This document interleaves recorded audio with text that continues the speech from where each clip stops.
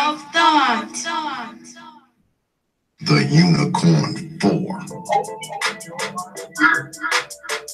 Lady Cat, Lady Class, Lady Kendra.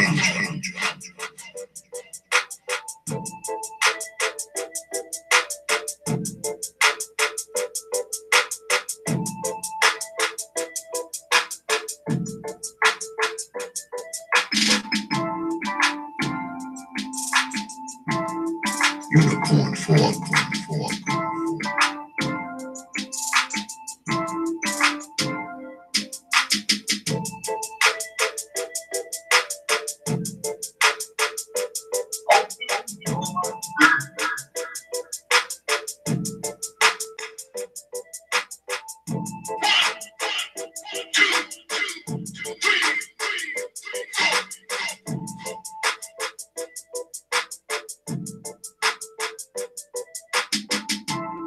Lady Kendra, Lady Class, Lady Cat, Lady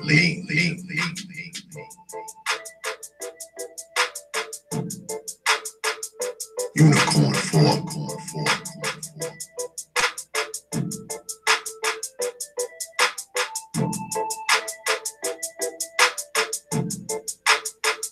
You know.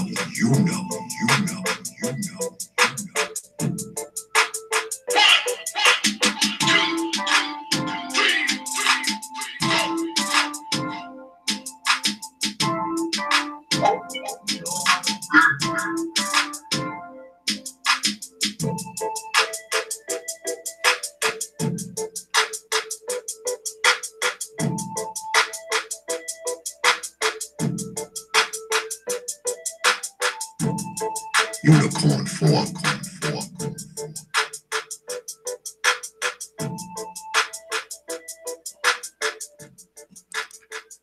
Peace, folks, and welcome back to another edition of the Prophet of Thought series right here on the old YouTube page. I'm your host, X, of course, but you know that already. That's why you're here. And of course, it's my favorite night of the week, the night that the Unicorn 4 is in the house, live and direct. T.L.O.T, the ladies of thought. And of course, if you are wondering, yes, Lady Ming is already here. If you're wondering, she is already here. Lady Ming is here as the stage is being set up and the music is being put out. Lady Ming is already in the house. What's good, Lady Ming? I'm good. How are you? I'm good. And who's always next? Cat. Pretty much. Yep. It used to go She in in the that chat. order. Lady Ming, if y'all don't know by now, y'all know the order is Lady Ming, Lady Katz, Lady Classic, and then the fashionably late Lady Kendra. That's usually how it goes. Tonight, y'all, we're going to be talking about the differences between men and women. Of course, we know there's differences. I mean, anyone that doesn't know that is just ridiculous. What's good, lady? Talking about me. What's good, Lady Katz? I see. Hello. Of course, there's differences. Lady Classic, I see you down there. See that, y'all? See what I just said? See what I just said. All right. Cha Will, what's good? BJ Allen D, what's going on, brother? See y'all up there. I got your email, Cha Willie. I wrote you back, so check your email. I did write you back, Cha. Yeah, tonight we're gonna be talking about the differences between men and women.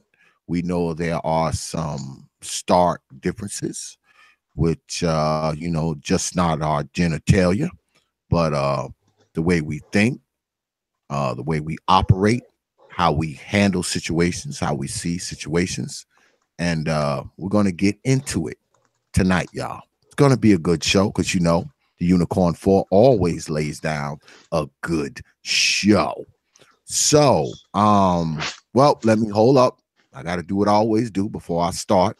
I did get a donation The other night, um, you know who you are because you know I always write y'all an email back when y'all hit me off with something. It's greatly appreciated. Um, if you're feeling generous tonight, I do believe that the old the information is right there tonight down below. All right, the Streamlabs link is down below, and the old PayPal link as well. And my moderators are good moderators, so they'll be posting them periodically if you're feeling generous. And if you're feeling generous with those likes, please make sure you put one of those right there too. Okay. If you don't want to put no coins in the bucket, at least put a like in the bucket. If you don't want to put a like in the bucket, put some coins in the bucket. If you want to, put some in both buckets. I don't mind. I don't mind. Don C in the house. What's good, Don C? I see you up there. What's that up there? I don't got my glasses on. Era Black TV. Is it a closed panel? Can I get on? Maybe later. Era Black TV. Maybe later. When I start the Unicorn 4 panel, it's the Unicorn show. So maybe later I may let you in. I can't really tell. Like I said, I don't got my glasses on. Can't tell if you're a male or female, but Era Black TV, I might open it up later on. I don't know. We'll see how things go. Um, yeah. So tonight, there's Lady Kendra. I see you down there, Lady Kendra. What's good? And she has walked away. Um, okay. Tonight we're gonna get into some differences between men and women. And because often on media, we often talk about how men think, women feel, uh men are logical, women are illogical, uh women are too emotional, men are too critical, so on and so forth. Now, I want to start here. Often when we talk about how men and women are, how they handle situations, I think the most important differences between men and women and the situations they handle is when it comes to children. Now, me personally, this is just my personal opinion. Don't get mad at me. Don't send me no hate mail. But my personal opinion, I'm a true believer that men are better parents. You have women who are decent parents, but I do believe that a child that lacks male structure is a child who's usually somewhat half of a person, especially if he has zero male influence in his life. Females too. A female with no male guidance or instruction or counsel, I believe, will be prone to make uh, bad decisions with her life, with the men she chooses. So let's start there. Um, when it comes to parenting, who do you ladies believe is more suited to be a parent, a man or a woman?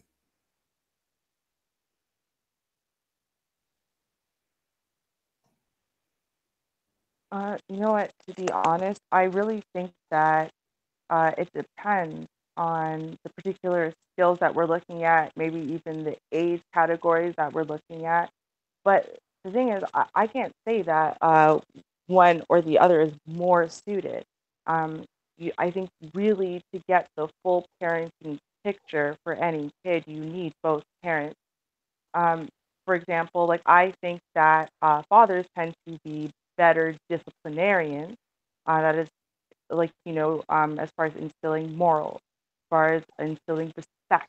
as far as instilling a healthy dose of fear for the rules and so on and so forth and things like that. I think that mothers tend to be the ones who are more nurturing and are better at teaching their kids about empathy and sympathy, about teaching them that it's okay for them to, admit that they're hurt and, try to recover from that and stuff like that. So I do think that throughout your life, kind of, you do need both parents. When you get to the area of, once they're already teenagers now, I do think that mothers become less important than fathers. That is to say, I do think that I see when a child is missing a mother, there is a hole there, and they miss a lot of those things, and they're sad. But I find that when a child is missing a father in their teens, and it doesn't matter the gender, I think you can kind of see the impact of that more. So as much as I won't say like, oh well, then you don't need mothers in your teenage years, I do think that the impact of a father is stronger in the teenage years. I would say, generally speaking, it's really hard to say who's better at it because the most whole individual is typically the one that has both the influence from their mother and their father. But if I were to have to decide who would I put the child with, if they, who would I prefer the child to go with? And I'm going to explain because it's probably going to be like, what? I can't believe you said that, but I'm going to explain why. I will put the child with the mother, and here's why. The the mother is able to give what she has as a woman, nurturing, and all those other things that we've discussed over the weeks. But she's also able to find other male role models to step in place of a father, i.e., coaches, teachers, uncles, brothers, things like that. Not that often do you see women step up in place of a woman in a child's life who doesn't have their mother. It's very hard for a man to find a woman that is willing to be with him and his child as a single father.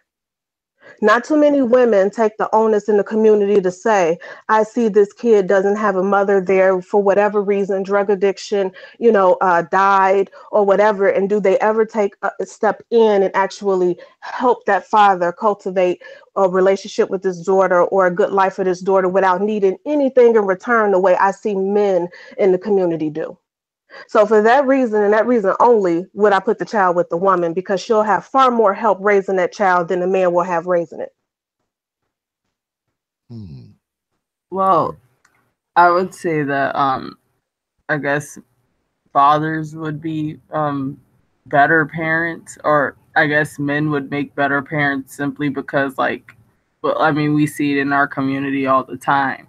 Um, you have a lot of men, like what Ming was saying earlier. You have a lot of men who step up and help raise other people's children. So not only will they raise their own children, but they'll also help raise stepchildren, nieces, nephews, whatever. So I would lean more towards fathers, although I do think that both roles are equally important. Okay. I understand everything that Ming said, and I agree that in our community, the women don't like to step up and be the stepmom. Or even if she doesn't have to be the stepmother, she won't take on a maternal role in the life of a child who is being raised by a single father. However, if we just want to talk about who's better at it, I have to go with Ruby. It depends on the kid because the maturation of a child when they are very young, the mother is the most important part of their life. That's who they came out of. That's who they're going to imprint on. She means everything to that baby. She means everything to it. Whether its development hinges on how she treats the child at its young stages, anywhere from infant on up to like toddler age. A father's influence actually becomes more important as the child grows up, because they don't need as much nurturing as they did before when they were little. Now they need boundaries and structure. And it's not that women don't know how to set a boundary, but we're, we tend to be more empathetic to the child. We might give in where daddy's not going to do it. Daddy said no, he mean no. We might even say, oh, you being too hard on the kid, without realizing that we probably shouldn't do that, particularly in front of the child, because it comes off as an undermine, even if we don't intend for it to be.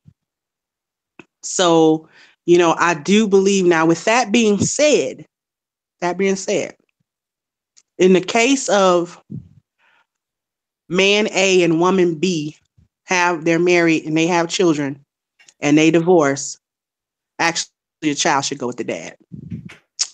Child should go with the father. And I say that because it should be done in this society, although they're not going to change it. But the child should go with the father in cases of divorce, because the children remain the father's financial responsibility, even when the wife is no longer his wife and he's not responsible for her. See, if children went with the father, there wouldn't be child support like that. And the court system and all of that would fall, because he would have his own children. He would have his own children and they would be with him. He could exert his complete influence over them. He can raise them like he wants to raise them. And that doesn't necessarily mean that he will X the mother out of their lives like some women do. Like women will X the dad out. But I don't believe that men would actually do that. I don't believe that they would X them unless she's just a complete bad influence. She's a horrible mom. I don't think that he would allow his dislike of her, or the fact that their relationship didn't work, to influence whether or not the children could see their mother and be around their mother. So that's my take on that. Can I add something to that in support of the father being a better option? Just Absolutely. that in my observation, I know quite a few fathers who are single dads. It's more common than one would think. And what I've noticed versus single dads versus single moms is that the single dads tend to put their life on hold while they raise that child. Dating is secondary to all things after that child, where single mothers don't do that. I'm not quite certain why that is, but it's just the observation I made, which kind of lends itself to what you're saying about the fathers maybe being a better choice.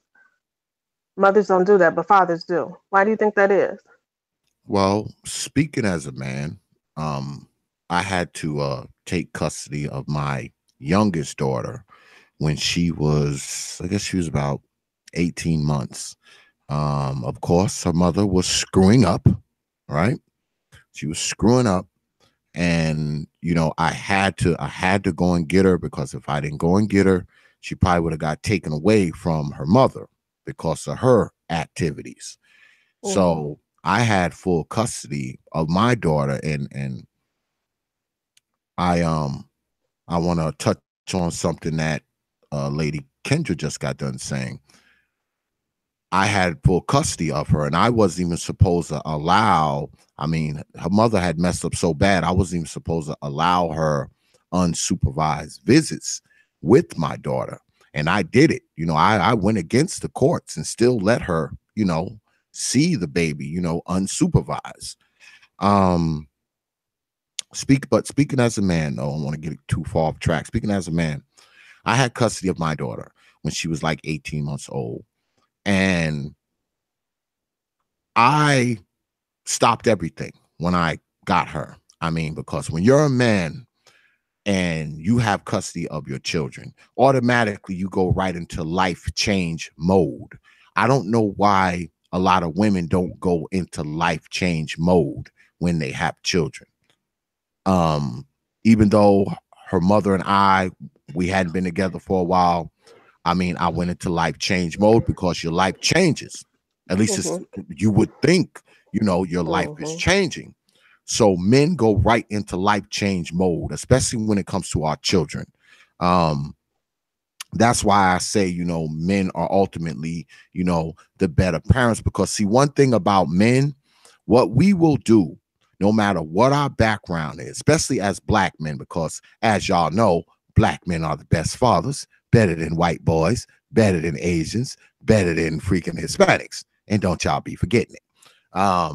The reason why us black men have to be, and I've said this many, many times, and I know people may get mad at me, but I don't care. A lot of times we as black men, we have to be the best fathers because unfortunately, some of our black children have the worst of mothers. They have the worst of mothers. So we have to be the best fathers there are. Women, I don't know why women won't go into life change mode. A lot of them, not all of them, but a lot of them, they will not go into life change mode. A lot of them will dump that baby out and they monkey branch right to the next penis. As they letting one penis go, they're grabbing on to the next one. So I mean, I don't know why men. I mean, when I had custody of my daughter, I mean, the last thing on my mind was dating or women, or I mean, I didn't even, you could count the women on these many fingers that even had any contact, were even around my daughter. And at the time, I had a girlfriend. At the time, I had a girlfriend, and she had very little contact with my daughter, even though me and her were dating, regularly. So I mean, maybe it's in socialization and in the way we're raised. Women are raised to be on the hunt. You got to get a husband and have children and so on and so forth. Where men are like, keep your ass away from the girls. Them girls just want to trap you. Focus on your studies or your sports and so on and so forth. So it's easy for you to snap back in that mode where that has never even been a mode offered to women. Yeah, I mean, until recently, Well, I think that men, this is what I think it is. I think that men, we have a tendency, this is what we do. We teach our sons and protect our daughters. I think women kind of do the opposite, especially if they're a single mom. I think they more so teach their daughters either directly or inadvertently or blatantly, and they try to protect their sons. And I think that that's a faulty ideology, because see, instead of trying to protect their daughters from outside influences, what they do is they're teaching their daughters through the influences that they're putting on them. Instead of teaching their sons the ways of life, they're trying to protect them from life. So their sons have a tendency to go out there unprepared. So men, we are the exact opposite. I say something often, and I know, this might make folks mad too. This is gonna be a night that I make a lot of y'all mad. I believe that men, we focus very hard on making our children better than us. That's our primary objective. And I believe that women have a tendency to make their children just like them. Therefore, they come out worse. If y'all can understand what I'm saying. Because let me ask you ladies this. If these women, and I talked a little bit about this last night with Brother Black Ram and Brother LAR. A lot of these women, okay, maybe not all of them, but a lot of these women who are these single mothers, okay, they have children by men, and not all of those men are these bum ass guys. Not all of these men are these guys who don't have jobs and still live in mom's attic. Not all of them are. Some of these women actually have children by men that are decent, men that have jobs, men that have their own place, their own car, some money in the bank, a few resources. Now, you would think that if a woman is more concerned with the child than her own self, she living in the ran down projects feeding the kid deep fried roaches, Now, if she really cared about the child, wouldn't it be better if that man is willing to take that child? Wouldn't it be better for the child to go with the man? But oftentimes, you don't see that. Why? Because, see, they have to keep that child with them, get the child support from the father, because, see, if they don't do that, whatever they want or have, they have to work for, like men. See, we don't have an option. Whether we have custody of our kids or not, we have to work for whatever we get. Okay. I have to work for my house, my car, my whatever. I have to work for that shit. If a woman has her kid, she doesn't have to work for shit. She can get food, she get money, she get a house, she can go to school, she can do all that shit, right? But if she doesn't have those children, guess what? She gonna have to work for that house. She gonna have to work for that food. She gonna have to work for that check. And I think that has a big impact on how a lot of these children turn out and why they end up with their mama in the projects as opposed to living with a father who has the resources and the means to take care of them. What do you ladies take on that? I'm living with it now. I'm dealing with it right now as we speak. You just described our situation. You guys know I have three children, but I also have a bonus daughter. She's 14. She was just up here saying that she wanted to come live with us. Me and my husband, our two children, my other daughter's in college. We own our home, so on and so forth. She's living in an apartment several miles away in another state with her mom and her mom's husband, who's older. It's a whole other situation, but whatever. We're evidently the better situation just from our personal setup financially. The fact that she's not just the only child sitting in her bedroom alone, which is what she's doing now. With up here, where you have family and we're in close proximity to his family because his family is in another state too, but we're only 4.5 hours away. We're down there frequently. So she has that all of that, with my family being here in Chicago. And I think that the holdup is the money. Let's just be quite honest. We pay child support. She has three incomes: her income, her husband's income, and our income. Where, quite as a step, we only have my husband's income because I'm a stay-at-home mother. So she doesn't want to let her go. However, my stepdaughter told us that her mother talks about it. Her mother went to live with her father when she was about my stepdaughter's age, 13, 14. So it's not uncommon or it's unheard of or some emotional tie there. It's about the money.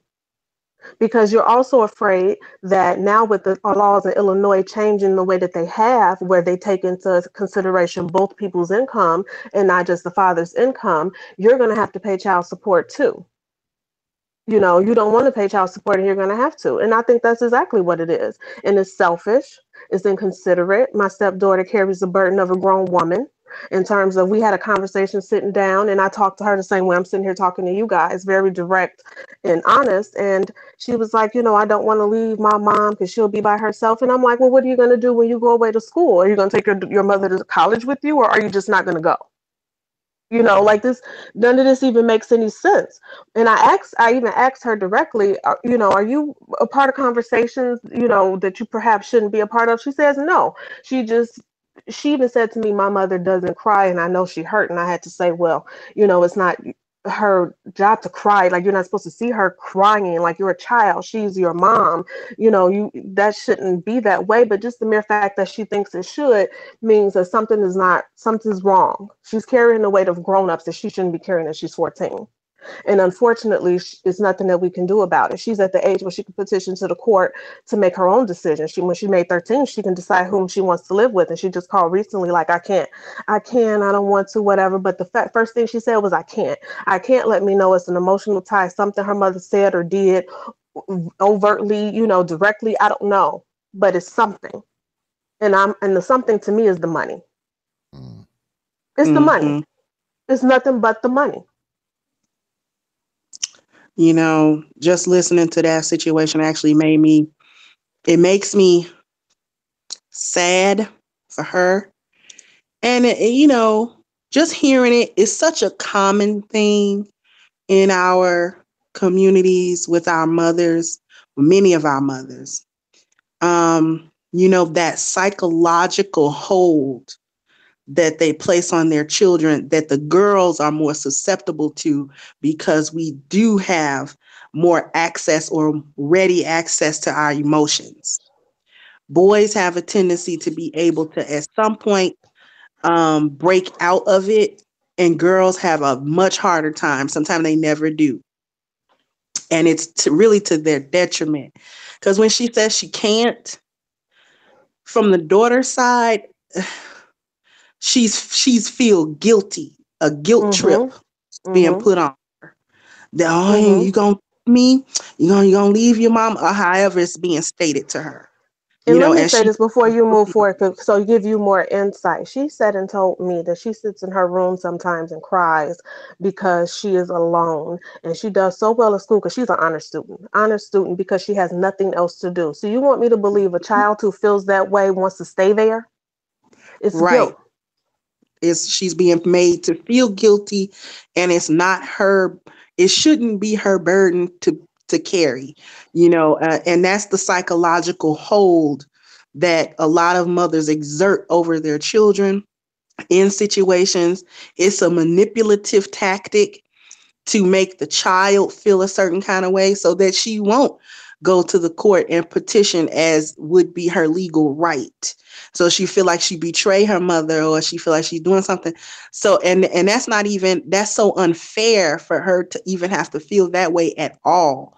Um and then, like you said, it's the money. But speaking in a more general term, um a lot of these mothers, is two things: they're lazy and they're selfish for the majority of those situations. She's too lazy to do things the hard way. And, we've been socialized, despite this feminazi deal and women can do anything, they still socialize women that things should be kind of given to them and sort of coddled. And, oh, we'll just, because you own a vagina, we'll just kind of give you this. Or they don't want chivalry to be dead, although they stomped it, killed it, shot it, stabbed it, and beheaded it. But they still want chivalry to somehow survive and be given to them. um and they're keeping these children hostage, really, really hostage. Because if you're in a situation where you're a single mother, you are struggling with poverty, things of that nature, and the father is not, it makes more sense to send the child where they would be best taken care of. They're not being best taken care of with you if they're hungry, if they don't have proper clothing, if you moving them pillar to post. They're not experiencing the best childhood that you could possibly give them. You know what I'm saying? This is why I don't berate mothers who give their children away in adoptions. When they have them and they know they not in a position to take care of them. When I say not in a position, I mean I'm a drug addict and I can't take care of this kid. This was a trick kid. I was tricking off for drugs, and I there's no way I can subject this child to my lifestyle. Not gonna do it. And they don't. And they send the child to adoption. Now, that's not perfect either. A lot of problems with that. But if that child can end up somewhere where they are being taken care of properly and raised properly by somebody else, I'd much rather a child be in that situation, rather than be with their biological mother just for the sake of it, but they're suffering also. So this is it's a lot of selfishness, it's a lot of laziness, and it is spite. They're angry that they don't have control over their lives, that they don't exercise control over their lives, and they want to control something. So the keeping the child away from the man, and demanding child support and court orders and blah blah blah is a form of control that they try to exert over the man and his life and what he's doing. And they cut their nose off to spite their face, and they're still not happy even after they do that. They're not happy about it. Next up. I'm sorry, Brother X. I had stepped away for a moment. Would you mind repeating the question? Because I missed it at the beginning. No, I was just talking about how you know, some of these women have children by dudes that are solid and decent. They have Mhm. jobs and houses and finances and resources, but they still refuse to give the child, or should I say, let the child live with the father, even though they have the child living in the ran down projects, eating deep fried roaches. And I asked, what was you ladies' take on that? I think it has a lot to do with session because I think a lot of, I mean, especially when you're seeing the younger girls having children, is they aren't they don't necessarily have the same or I think a correct conception of what motherhood is and what having a child is. So I think that a lot of them look at. I mean, I've seen countless Maury episodes with these little teens that want to have babies and little kids who want to have babies, and it always comes down to they want something that's going to love them unconditionally and be there for them unconditionally. It's going to finally be, it's like they want to create and give birth to something that has no choice to love them. And normally, because at the end of the day, everybody leaves or no one loved them. Their parents didn't love them and whatever. So it's not about creating an environment where they can now give love to the next generation. It's more like they want to provide another generation to give them love and support. And it's because they haven't healed from those abandonment issues and those lack of love issues and whatever. So now when the father leaves them, there's the last thing in the world they're thinking about is the betterment of the child or whatever. They're mad at the end of the day that yet again another love has left them, but that kid has to love them. They know that no matter how terribly their parents treated them, they still love their parents underneath it all. So there's no way they're going to give up this one little ball that they created of humanity that has no choice but to love them. That's the way I see it. Hmm. Lady Cats. I was just about to say what Ruby said. So I guess I'll just reiterate. So yeah, I think a lot of them are looking for somebody to love them, basically. And it is a bit of an obsession, and I try to figure out whether they're trying to get the man to still love them, or if they're trying to get or if they think the child is gonna love them unconditionally. But I don't know. Sometimes I think it's a bit of both, and if they can't get the man to love them, then it's them trying to get back at the man, even though he might, you know, make more money than her. It might be the better parent, have a bigger house, a better place to live. um you know they don't really care necessarily about the child's best interest. They just want the child to stay and love them. It kind of reminds me of like how my aunt used to tell me about my grandma, and how she would say, like, when my aunt would always ask about her dad, my grandma would be like, well, aren't I enough? Aren't I Why do you always have to, get in contact with him? Aren't I enough? And it's like, no, I mean, she has two parents. She's gonna want to love both of you equally, but you know, you only want her to love you. So yeah. Well, that's where I think there's a somewhat of a divide far as men go, because I do believe that most men, if for instance, if we had custody of our child or our children, and we were homeless, or we lost our house, and we feeding the kids deep fried rats. I mean, we if the child's mother has resources, if the child mother has money, a place to live, we wouldn't have a problem, saying, hey, look, you take the kid, because I'm feeding them deep fried roaches. I got them living in a tent in the woods. I mean, we would have no problem with that. And that's what I think is a stark difference. We talk about the differences between men and women. As men, we don't have a problem putting our children before everything else. Most of us. I mean, we don't have a problem with that. I mean, that's like second nature, to put the children in front of us. And I think that oftentimes these women have a tendency to put themselves in front of the children. That's where there's a stark difference as far as men and women go, as relations as related to children and children rearing and children raising and child development. Men, we are more likely to put the child's interests in front of ourselves.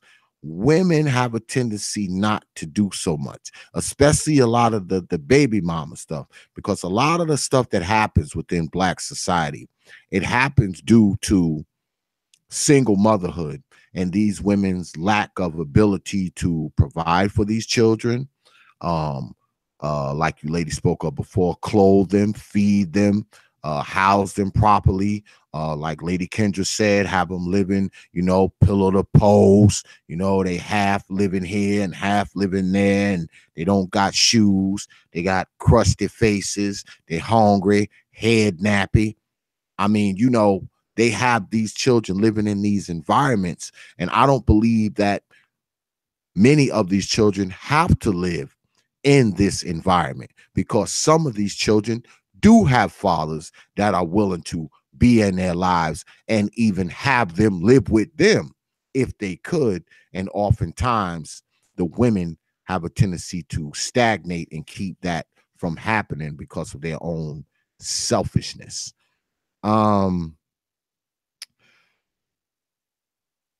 But let's talk about this. Let's go to the next step when it comes to relationships. When a man and a father, when a mother and a father are together and they're married or in a relationship and they're rearing children.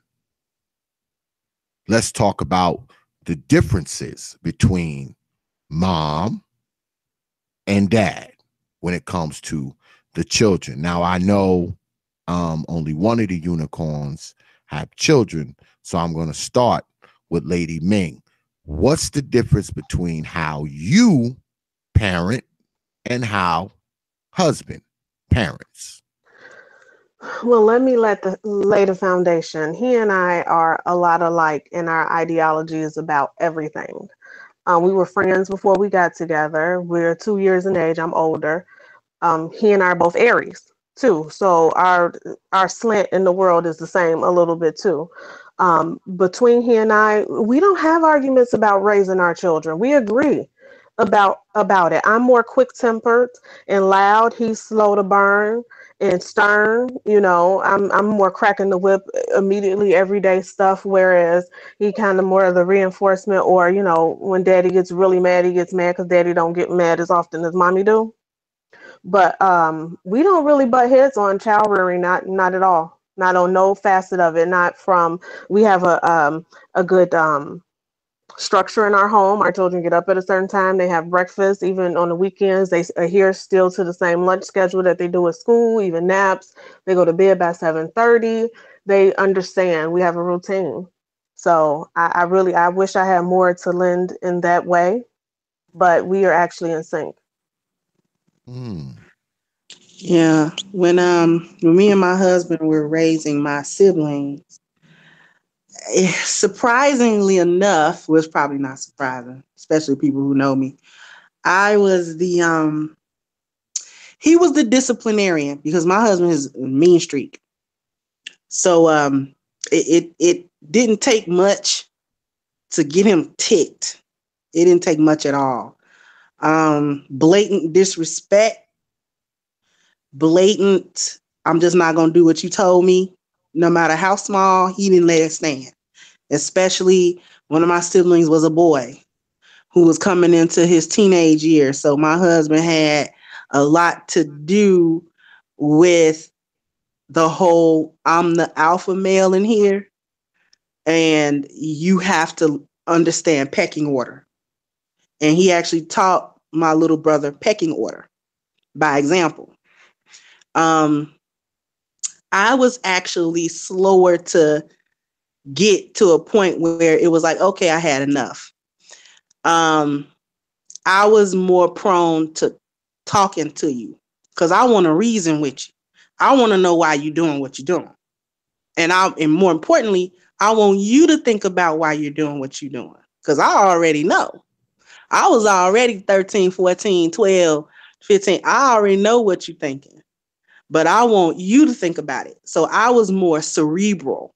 I wanted them to critically think. I wanted to prepare them that when they got out into that world, they're going to have to analyze situations. They're going to have to think about it. You know what I'm saying? See stuff coming a mile away. I didn't want them blindsided by stuff. So I was the one who wanted to teach them how to think. Not what to think, just how to think, how to analyze a situation, what to do. I wasn't so prone to necessarily a lot of discipline because I couldn't understand why you couldn't stop doing what you was doing. So my husband took up the mantle of discipline, and it wasn't because they was too big for physical. So he had a lot of different things that he would do, you know what I'm saying, with them to let them know, hey, this is boundaries. We created a boundary here, and you can't cross them. You cannot. And that was his job. He did the boundary thing. I did the cerebral thing, but we never undermined each other. They wasn't able to play us one against the other because we was a unified front. So, and if ever I disagreed with something he did, I made sure that they was nowhere within earshot, and I discussed it with him calmly. And if he was like, "Nope, I'm gonna do it like that. This is why I did it," I'm like, "Okay, continue on." And it was successful like that. Mm. All right. So with my parents, my dad used to be the stricter one until they got a divorce. And then because we were going back and forth between my parents, me and my brother, I think he felt guilty so that he couldn't be there more. So I guess he was a little bit more lenient with us. Like he'd let us stay up later and stuff. Um, when my mom got remarried, my stepdad was very, very strict because he comes from a different country. Uh, yeah, we didn't like him very much at first. um, he's like even now he's still very strict with the my younger siblings that my mom had with him.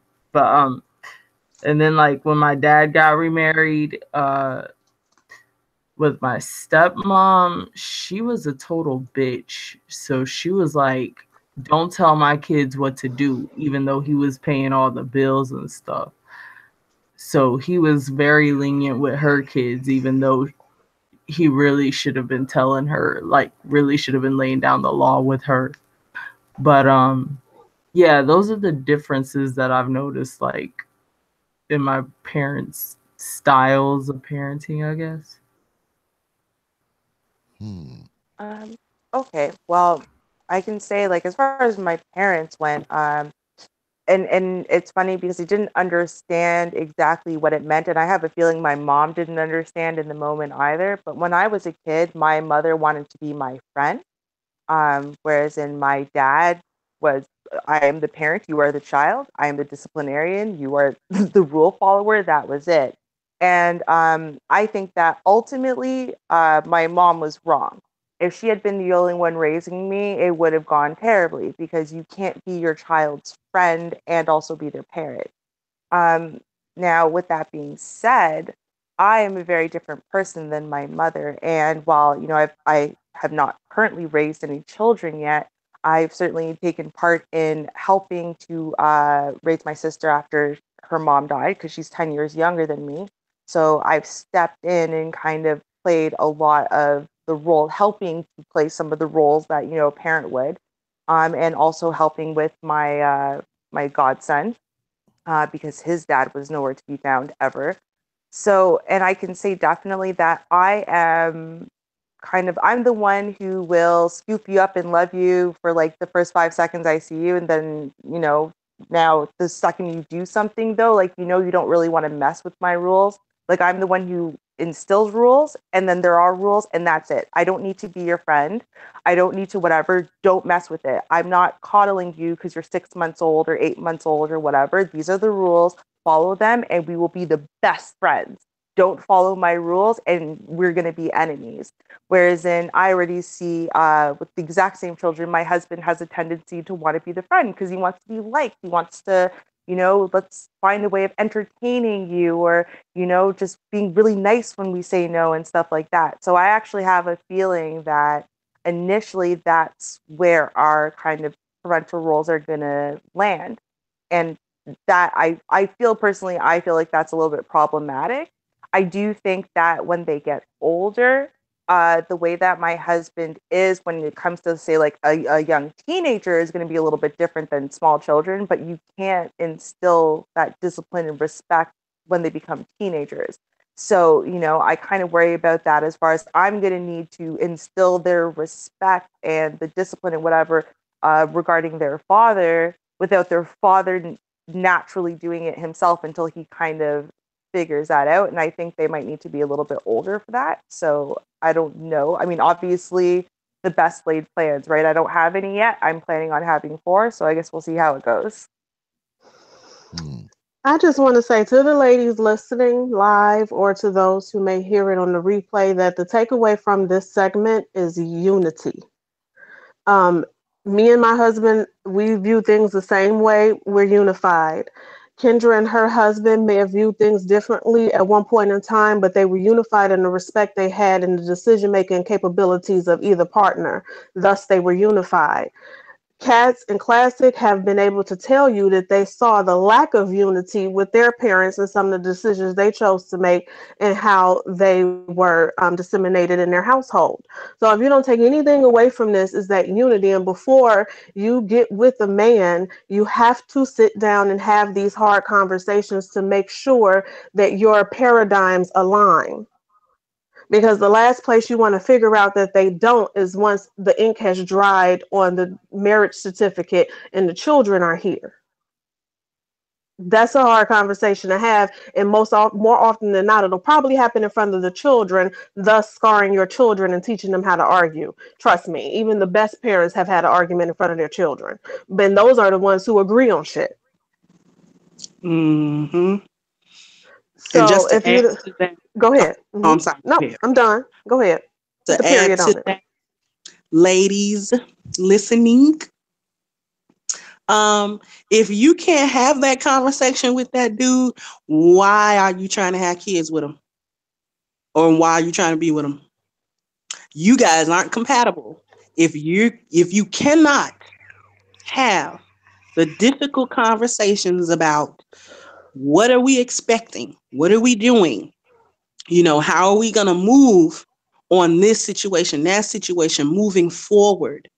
If you cannot, for any reason, have that conversation, or you have it and you are diametrically opposed to everything that each other have said or stated or wanted to do, might want to rethink popping a kid, might want to rethink a long relationship with this person, because you are in a dead end relationship if it's not going to go nowhere and you're not going to agree. You both of you signing up for heartache and spite and pain and bitterness. And that's it. Hmm. And then sometimes I have come back to my husband and said, "You think I was too hard?" And he'd be like, "Hell no." And and I know that's small, but it's not, because we second guess ourselves as parents every day, every second of the day, every decision. A lot of it is off the cuff, even if we've seen it happen on television or in our own home or with our friends, or even if this is our second, third, fourth child. It's all different, and you second guess yourself. And the last thing you want to do is have to turn into the arms into someone who is so opposed to you that they can't even give you the comfort you need in that moment, because they can't see past their own pain or their own ability to want to be right in that circumstance, because somebody's going to be right. Somebody's going to, we'll do it then, well, we'll just do it your way. But if they really don't mean that, it's just a recipe for disaster. And in those moments, you need your partner to be able to lift you up and let you know you did a good job, or at least the best you can with the information you have. So it's really, really important that you have those conversations. We're right now talking about parenting, but that's about money. That's about religion. That's about career. That's about health. Because you may have a man, look, I know men that do not want their wives to gain not an ounce of weight, and they mean that shit. They don't give Mhm. a fuck if you lose a leg and have a heart transplant. They mean that shit. And you need to know that Mhm. because he might not be the man for you.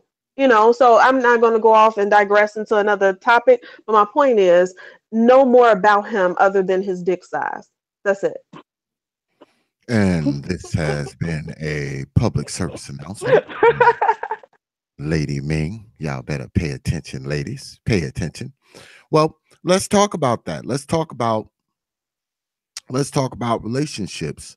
Um, Oftentimes, I think that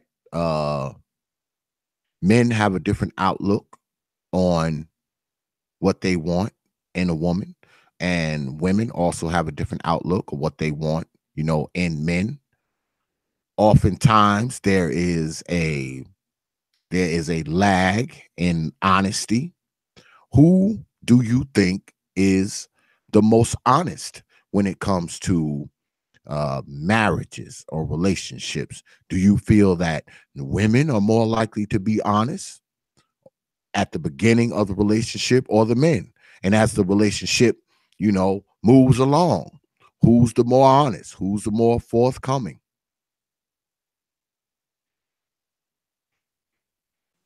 We talking a That's a real relationship loaded or question. hookup? That's Because a see, loaded question. hookups. Because if we talking about hookups, everybody lying. Okay. Everybody lying from the top to the bottom. That dude he lying, and she lying too, cause she lying physically. She done came in there with so much makeup and weave on and booty things and all that. She lying from the get go. She lied to him as soon as he laid his eyes on her. But now if we talking about an actual relationship where they're trying to be together for the long haul, blah blah blah. If a man gets serious about a relationship, he's more forthcoming because women can choose boyfriends and she can choose sex partners, but men choose wives. A woman cannot choose her husband because she can want to marry him as much as she wants to. If he don't want to marry her, she will never be married to him because he's not gonna do it. Period. He's not gonna. I don't care how long he be with her. If he don't want to marry her, he will not marry her. So men are actually in control of that part of it because once he decides that you are the woman that he wants to see in his future with him, he will be more honest about what he wants and what his expectations are for you. Now, as far as communicating all of that and how he communicates it, depends on each man's temperament and how he feels, how much he needs to communicate or not. And it also sort of depends on if she's asking the right question to him, because some men are so direct, you got to ask the right question if you want the answer. So you can't be roundabout and playing coy because he'll play right with you. You must not want to know because you're not asking really. you know so for the long haul relationships, I think men have a tendency to be more honest because they want what they want, and I don't think they have a lot of time or feel that they have a lot of time to play with you, because once he's decided that you're the woman to be in the future, he's actually done playing, because he's lying when he's playing. When he's out here just slaying dragons, he lying in them hoes. Yeah, because he doesn't care though. He's not trying to make her his wife. So he doesn't care how she feel, you know what I'm saying? He's not in a real relationship with her, you know what I'm saying, or whatever. But if he gets into a real relationship with a woman, he actually will be more forthcoming. And that's not to say men don't lie to the women that is more important to them, because you got cheaters and liars on both sides. You know what I'm saying? Or you can have a man who's doing everything he's supposed to do, and his wife is screwing everybody in the neighborhood, and he the only one that don't know it. You know what I'm saying, or whatever. So overall, though, I think the men tend to be more honest when the chips are down and when the relationship gets serious. I agree. I find that specifically when a relationship doesn't work out, I find that the men are more honest about their own faults in it. They'll like admit to when they did wrong. I think that a lot of women are it's harder for women to be honest with themselves, and that's probably why they can't be honest with others about, their relationships. Here's my take. At the beginning of a relationship, women lie and men tell the truth. And during the relationship, men lie and women tell the truth. And this is what I mean.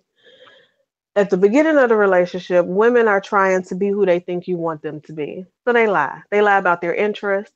They lie about their personality. They lie about where they've been, where they're going. They lie about everything. Oh, you work out? So do I. Bitch ain't picked up a goddamn jump rope since fifth grade. Lying. You know, they lie about everything. Like you said, they lie about the hair, the weave, the makeup. They just lie because they want to be whatever it is they think you want them to be in order to snag you. And conversely, men tell the truth. They like to tell you where they are in life and whether they're dealing, sometimes they may lie. And granted, this is not every man, there's no absolutes. I'm just generally speaking, but they tend to be more honest. But when you get in the relationship, and I'm using the same couple, now women want to start telling the truth. This is when she decides to let you see her with the scarf on her head. This is when she lets you know that she really don't work out. She prefers chocolate. This is when she lets you know that she ain't. No, she do mind that you got all these female friends. Before it wasn't no big deal, but now you find out it really is. She lies. She telling the truth now. Now this is when he has to lie because he can't be honest with you because he realizes you're not the woman that he signed up for, so he don't want to hurt you. So now he's lying to you about what he doing, where he came from, or he lying to you about how he really feel. No, baby, you ain't gained no weight, or you look good in them like three sizes too small pants. Now he got to find himself fucking lying because you was lying at the beginning when you should have been telling the truth. So that's my take on it. Because everything else, just a different take on it, in addition to what was already said. Very interesting, Lady Ming. Next up. um, I think, to me, I think that generally, even if people don't intentionally go into relationships to lie, there's still the concept of the lies of omission. And at the beginning, I think you get a lot of that. But I mean, I think that's normal. Even the best of people, you don't kind of walk in on day one or even, month one and say, okay, well, here's all my baggage. Here's all the ways that I'm flawed. Here's all the, my gross habits and whatever. You still want to date me? Like, no one does that.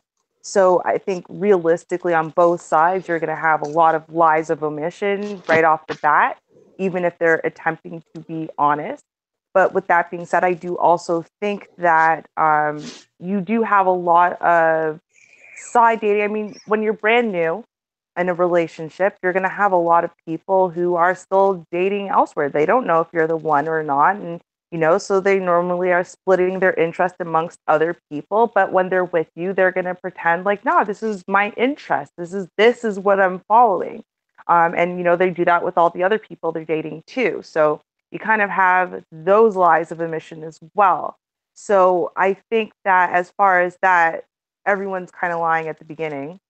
I think as far as intentional lying, I think that women more intentionally lie on surface things. So, for example, their looks, or the fact that they really clean their house all the time. It's always just immaculate, or the fact that, oh yeah, no, I cook meals like this every single day. I just like to cook that way, or you know um or they'll lie about things from past relationships, how they ended, to make sure they kind of look like they were always kind of the innocent one, or whatever the case is. And I think that men tend to lie more about things that have to do with their position, as far as exactly how much money they make, or what they're if they're in the corporate world, they kind of tell you a position that maybe is a little bit higher than what they are, et cetera, because everyone's trying to look good. I think once you get into a relationship, I do think, and I agree that women tend to become a lot more honest as far as those surface things. So everything that they were hiding before, yeah, they sleep with a scarf because you know what? They don't want to mess up their hair overnight and it takes too long to do in the morning. And, they stop wearing the little waist cinching things and, they stop trying to pretend that they work out, et cetera, et cetera. And I do think actually, when you get deeper into relationships, that men get more honest as well, but it's just in the fact that they stop trying to pretend that, they can live above the means that they have, or, they have that position, or, yeah, well, they're the most popular person wherever. Like, they kind of, I think everyone becomes more honest. And then based on that honesty, I think women tend to handle that honesty from men worse than the men handle the honesty from the women, to be honest with you. So I kind of think that it's pretty equal across the board as far as everyone kind of lies a lot more at the beginning and then everyone starts telling the truth a lot more towards the middle. Hmm. Well, speaking as a man, first and foremost, y'all look over here, about right here, there's a Streamlab donation tab. And you know who are more likely to hit that? Women. Women are more likely to donate to my channel than you dudes. Women are also more likely to hit this here like button down there. See, that's one stark difference between men and women. Women have a tendency to be more generous. Okay. They have a tendency to be more generous. Men, we are more like, we have more of a scarcity kind of mind state, with our money. We just kind of, we real apprehensive about our money. I know, I give you an example. We go to and I've talked about this before too. We go to, say, the shopping center, we go to the promenade, my wife and myself. And I hate going inside stores like that. I'm a Home Depot, Lowe's, Harbor Freight kind of dude. Those are stores I like to go into. But she likes to go to the promenade. She want to go to Target and freaking Bath and Body Works and also kind of nonsense, just wasting money. But anyway, she goes in there and I sit out. I sit out in the car, listen to the radio, smoke a cigar. And you see these dudes standing out there, right? And they're standing out there and they're asking for $1, $10, $5. Now, dudes just walk right by them. Yeah, man, we just walk right by. But practically every damn woman that walks by this guy goes in her purse and gives this guy $1, $5, $10. I mean, every freaking woman that walks by this guy. And what I've also noticed is that even if the beggar is a female, the women will still go in their purse and give this beggar $1, give this beggar some change, give this beggar $10. I mean, I've seen women literally go in the store, buy a sandwich, and come out and give it to the guy. But most dudes, we walk right by them. Yeah, we walk right by them like they're invisible.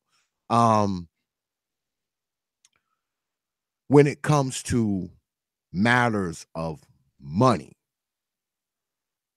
we know that women spend more. Women are just bigger consumers of products. Like I said, women are more likely to hit this damn Streamlabs tab over here. Women buy more music, they buy more food, they buy more products offline, they buy just more everything. Now, given the fact that we live in a time where consumerism is for everybody, why do you ladies think that? Let's talk about the beggars and the bums outside of the promenade. Why do you think more women are willing to give the homeless guy $1 or $2 as opposed to the men? Why do you ladies think that is? I know why I think it is, but why do you think it is? I think two things. It's one, women have more compassion for other people, and two, women have more expendable income. Yeah. I, Yeah. I think we kind of, when we see people in trouble, homeless, they're begging, I think that maternal kind of, I want to help you, can let me make it better deal that we have as women comes out. I want to fix it. I want to make it where it can be better, even though we know that our dollar or $2 or however isn't gonna rectify their situation. We like to feel like we could at least contribute it to maybe this person can get something to eat today. You know what I'm saying? I don't know when the last time they ate. Maybe they can do something. And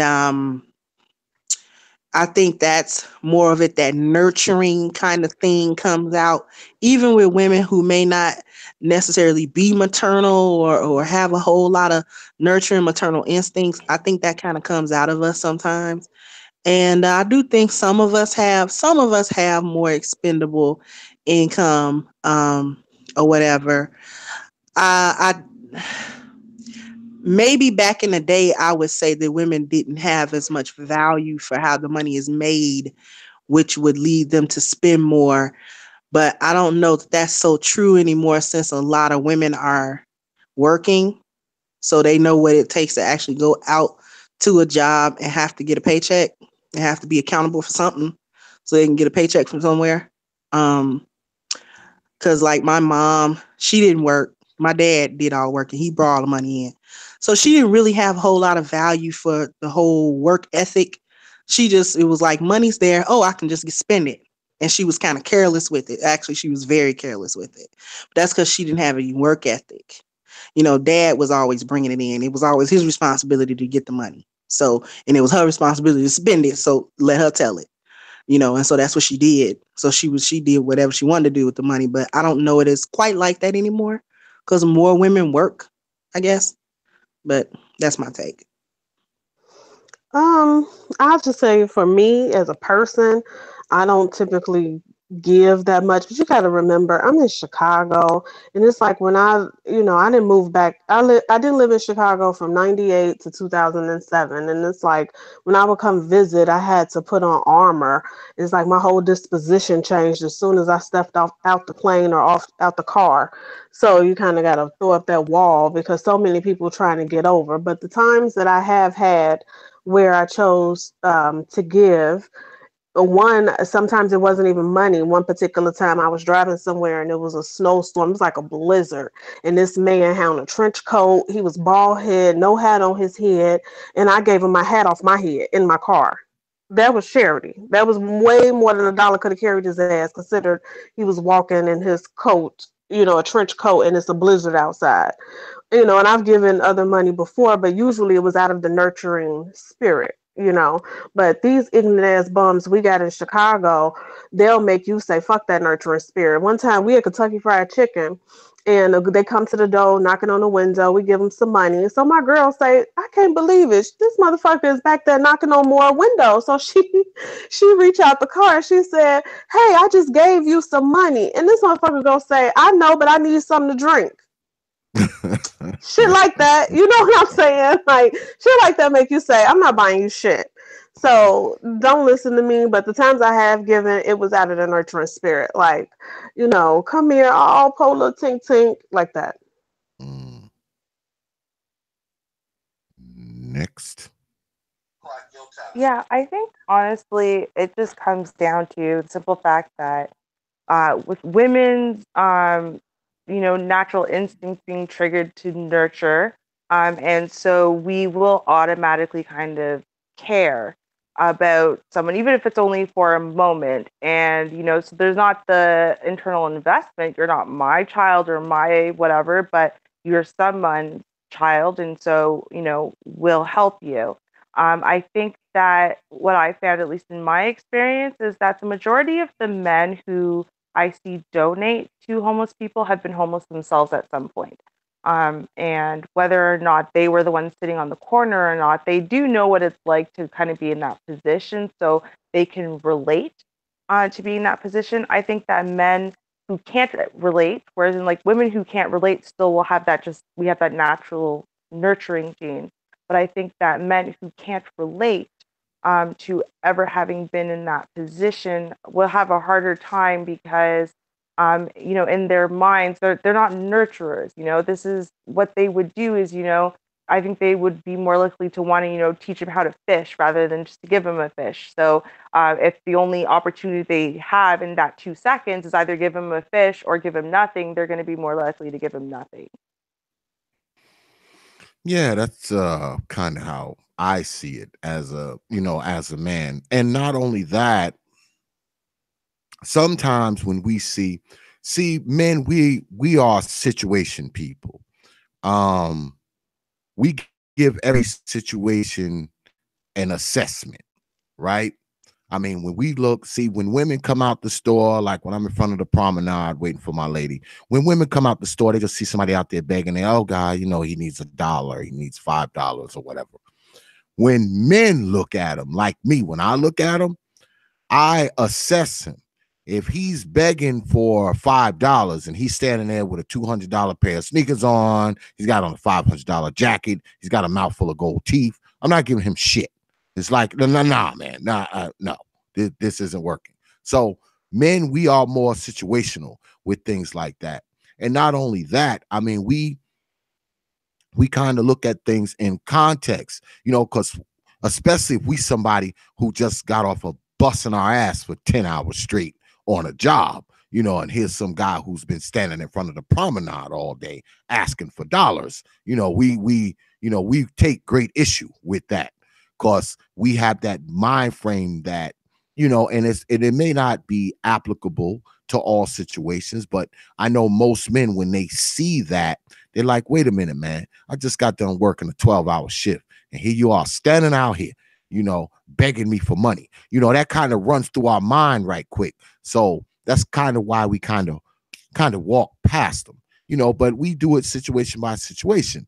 Now, if it's an older guy, he's 70, 80 years old, he's barely getting around, he's got on a dirty coat, he's got on an ashy face, and he's got a week old spaghetti in his beard, we know that this guy is really, like some homeless guy. He's not like a scam artist. But if he's standing out there, he's got on a $300 pair of sneakers, he's got on freaking a mouthful of gold teeth, and he's dressed nicer than us, but he's asking us for money, we're not giving him shit. Yeah, we're not doing it. Now, women now, they don't care about that. They just see him as somebody who, they can look out for. I'm going to give him $1. Because my woman does it. She does it. I sit there and watch her walk out of there. I'm like, what the hell you giving him money for? Like, that dude got on a nicer damn jacket than I do. So it's it's one of those things. But well, just to add to that, it kind of depends on I don't know where these women growing up at, because like Ming said, I'm in the shy and people be getting over, man. Like, so I learned how to assess real fast, like who Real lying fast. and who ain't lying. Cause I know some career beggars that I Mm-hmm. cuss out royally if they ask me for money. Nigga, you be standing here every day. Okay? Since Same I was spot. 12. Right. Nigga, you got way more money than me. Get out of my face. I ain't giving you no damn money. Now, it all depends. You know what I'm saying? If they really, look down and out, and I don't see them on a regular somewhere big and somewhere standing, and because I kind of go to the same few places, then I'll give you something, or whatever. And I feel like it ain't finna hurt me $1, $2, or some change or something like that. That ain't finna make me or break me, because if $1 make you and break you, you're broke. So it depends on what's going on. If they say, man, I'm trying to get a little something to eat. I've tested the water. I'll go in there and get you something to eat. Now, if they get mad, Mm-hmm. they was on some flim flam. If they try Mm-hmm. to just give me the money, no, you a crackhead. Get out of my face. I ain't give you no damn money. You know what I'm saying, or whatever. So definitely, You're growing up in the city and in the hood. If you ain't got your eyes peeled, you will get took. Okay, I ain't got Every time to be day. reaching in my purse for you to snatch my purse. Soon as I Exactly. done bent my head down, like I ain't got time for that. That's why I prefaced it with the whole moved, and when I came back in town, I had armor because Chicago is a whole different beast. Like It you, sure your is. ass will be rotting with flies hovering around you before somebody do something for you because they can't trust it. You reach in your purse if you want to. It'll be an overlay for the underlay, one big and then one creeping Exactly. up out behind you. Mm-mm. Real talk. Yeah, well, I was as a matter of fact, um a few days ago, me and my wife was out. I took my wife out for her birthday. And we were coming back and I stopped at the store, to get me some cigars. And I was coming out the store and it was I mean, she looked like maybe she was 20, 21, 22, young woman, and she was out there asking for money. And now that's something I don't do. Female beggars, I don't give them shit. You know why I don't Mm, give them shit? You know why I don't give them shit? Is mm, because, see, they have a vagina, all right? They have a mm. vagina. They have a mouth, all right? So if you need money that bad, if it's that bad, when you asking me for money, that means it's bad enough for you to get out there and be licking some balls or something, and you have all the money you need. So I would give it to a brother way before I would give it to a female beggar. That's one thing about me. When I see female Really? But I don't know beggars, if that's necessarily fair because he I got an asshole too. no, no, no. I will not give a female beggar. No. My wife says the same thing. Oh, you wrong. You wrong. You Yeah, gave the other guy I don't know. money. I don't know I how I will. feel about that. So I she got to go out there and slut herself yeah, out, but he gets to yeah. get a Go out dollar in there. his palm for Cause, nothing. Like, cause it's easy. It's you easier better for get it how you her. live. It's easier for her to get out there and suck some balls and get some money than it is for a guy. It's easier for her to sell some ass than it is for a man to sell some penis. It just Conversely is. speaking, it's easier for him to get a job and a good Yep. day's work. I mean, from That cutting too. grass to That laying too. brick. That too. That too. But if I see a man beggar and a female beggar, and both of them want $1, before I give her $1, I would give the brother $2. That oh no, And oh I'm no, brother sorry, but man. I disagree with that because at the end of the day, you know what? I was homeless for a time, and I had at no point. It's like I'm homeless, so what I should do is spread my legs and let random people sleep with me because I'm on hard times and I have nowhere to live and I have nothing to eat and I can't find a job in this condition because you need a fixed address to get a job. So what you're saying is I should have become a whore when I was 15, instead of asking people for money or whatever it is because No, I no, have a vagina. I'm not Like saying. what? I'm not saying. I'm I'm sorry, not but like saying. that's some I'm not. twisted. I To was me, I'm not I hungry would saying at you shouldn't respect the support woman yourself. more. time. Come I on, Mine. respect bro. the woman more who's gonna sit there and she's gonna beg rather than sit there and spread her legs or Exactly, start getting on her knees for exactly. random dudes. Because you know what? She's gonna Yes, sit there and she's gonna struggle to get $5, which is gonna take her a lot longer than trying getting down on her knees and blowing some guy for $20 and throwing away any type of morality or self-respect she has left. and the No. disagreement is that I think that men look at our vagina, as the most simplest of terms when it's not just that damn simple for a woman to just get out here and slut herself out. One, if she's not that damn sexual, and two, if Mm-hmm. she's been raised right, or three, if she just have some self worth and self respect. I Mm-hmm. look, I guess I'll starve before I sit up here and prostitute myself out on the streets. But shouldn't I be looked at a little bit above considering an able-bodied man with 2 hands and 2 feet that could get out here and make an honest day's work? You prefer I make a dishonest day's work over a man make an honest day's work? Like that does not make sense to me. Mm-mm. I No, steal it it's before I hoe. it's it's not. I will steal it. It's not that because I jump on the brothers too. Okay, I jump on the brothers too. But I say again, if there's a male beggar and a female beggar, and they both want $1, I would give the brother $2. I would give her anything. You know why? Because see, especially if she's a woman if she has kids. If she's a woman that has kids, I know that she is more likely to get hold of something before that brother is. I would help that brother first because see, a brother is the least likely to get any help. You understand? A black man is the least likely to get any help from anywhere. She's got access to more help than that brother could ever have. May I say something? She's got more access to any help. So not only can she lick balls, okay? Not only can she lick balls and get her some money right quick, she has other outlets that the brother does not have. Therefore, if I had to choose which one to help, I'm going to help the one who has the least chance of getting any other help. That is the that is the premise. That's the premise.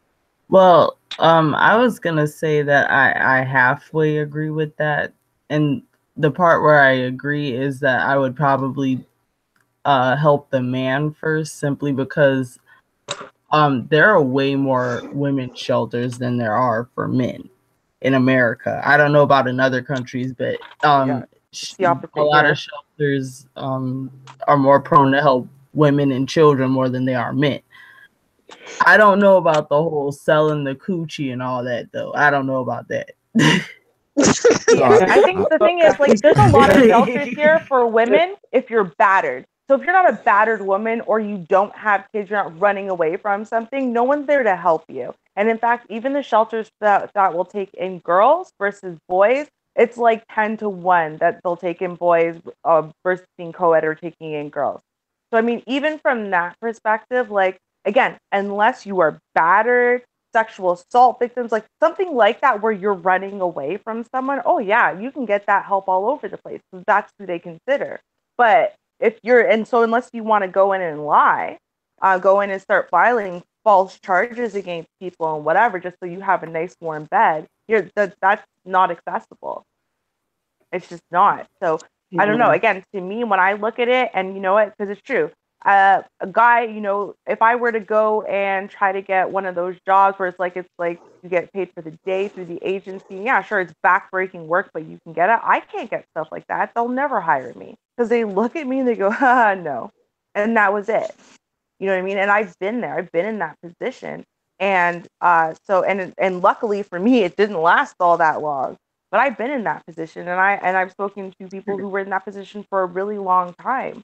And there's a lot of misconceptions, I think, about homelessness, and what you should and shouldn't do. Because again, like I said, if you don't have a fixed address, you can't get a job. Point blank, you can't, because no one's going to hire you without a fixed address. You don't have a phone, no one's hiring you, because they need to be able to call you until you got the job. So I mean, there's a lot of inherent issues with homelessness that people don't think about. You know, I just feel like a woman in that position, especially if that's the way she's being perceived from men on the outside looking in, is damned if she do and damned if she don't. Because let's talk about what probably even got her in that position in the first place is probably really closely tied to a man. More often than not, from what I've seen, from my mother's own drug addiction, elders' drug addictions, and even peers' drug addiction, it all starts with a man, whether it's a boyfriend, a party partner, or just some nigga on the street who you cool with that laced your shit, or showed you something different, or you thought it was cool to get in his good graces, or somebody that pimped you out. But it's always some man taking advantage of this woman. So now that she's on the street, strung out, and needs some help, you won't even help her because she's a woman, because she needs to go sell pussy. She needs to go and be right back in the same vicious cycle that got her in the situation that she's in. And more often than not, it's a kid attached. More often than not, it's a kid attached to this woman too, because the men ain't out here homeless with their children. You very rarely see that. Now we can agree on anything. You see women with their children though. I didn't say sell pussy. I said lick balls. I said lick balls. Oh, that's even better. I should put random dicks in my mouth instead of in my vagina. Much better. Thank you. But it might be quicker and more profitable. But you get my point, though, right? It's like because these women. I mean, I don't know. I'm at a loss for words. I'm just at a loss for words. When I was we clearly disagree with you, like, brother X. I was like 14. I know y'all disagree because my wife disagreed too. She was with me and she was like, "Oh, you're not gonna give." I said, "I ain't giving her shit." I said she better go lick some balls for some. Right to the kisser, to the moon. Hello. Hi. We hear you, honey. Hear you. Oh, okay. I thought Go ahead. tripping. Go ahead, Like Lady You're kind of Peso. coming in and out though a 13, little, I think. y'all can't hear me really? Am I No, Yeah. you're bugging? good. You're good. No, you're good You're now. good. Yeah. I Okay. can hear you Yeah, when I was fine. like 14, 13, you know, my mom was strung out on drugs, man. We didn't have no food. Like, and I don't mean, oh, it ain't nothing in here I want to eat. No, no, no, no. There was nothing in there. And it was me and my brothers and sisters. And they were too small to do anything. And, you know, my mother in casually suggested that I become a prostitute. Um, I vehemently denied that. I resorted to either stealing food or I would have to go to like the corner stores and stuff like that and beg them for food and beg them for it. And I was so humiliated to do it.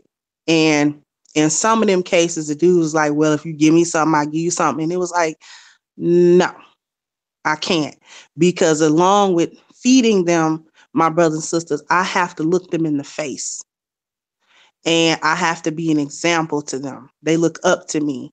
You know what I'm saying? I wouldn't be able to even lift my eyes to them if I had to do this, that, and the third to get some food for all of us to eat. And so you know, there's no way I would have been able to actually go out on the street and do whatever sexual favor from whomever would give me a few dollars. And I actually knew some girls that had to do that. Like they felt they had to do that. Like they didn't have nowhere to Mm-hmm. go. Was around my age. You know, she was like 15. And next thing I know, that next summer she was home. Cause her mama was strung out. She ain't had no daddy. You know what I'm saying? And all this kind of stuff. And like I never knew whatever happened to that girl. You know, so she was just another girl on the block. But I couldn't really do that because of who I was as a person. I couldn't do it. You know what I'm saying? Like I could not bring myself to that. And so now I don't know about, you know, having your vagina as your automatic money maker because a woman have to be in a particular state of mind to actually go ahead and do it and swallow that pill and not think nothing about it. I mean, to be fair, I've heard a lot of women, or growing up, older women say things like, if you got a vagina, you should never be broke. That's an old school kind of mentality, a little bit, you know? But to be honest, I think Brother X just has a little bit of vagina envy and some resentment that he's not able to use his penis to get what he wants and we have the option. Oh That's what it sounds boy, like. Vagina envy, that's Lord Jesus. total BS. No, That's what I think. it's That's Oh not. my my story, and But I'm sticking to I'm gonna it. tell Don't you. debate I'm me. gonna, I'm gonna tell you what it is. I'm gonna tell you what it is because see, in being a black man, okay, being a black man, I know what it's like for a black man. I know that women get way better treatment than men. Women get afforded more shit than men.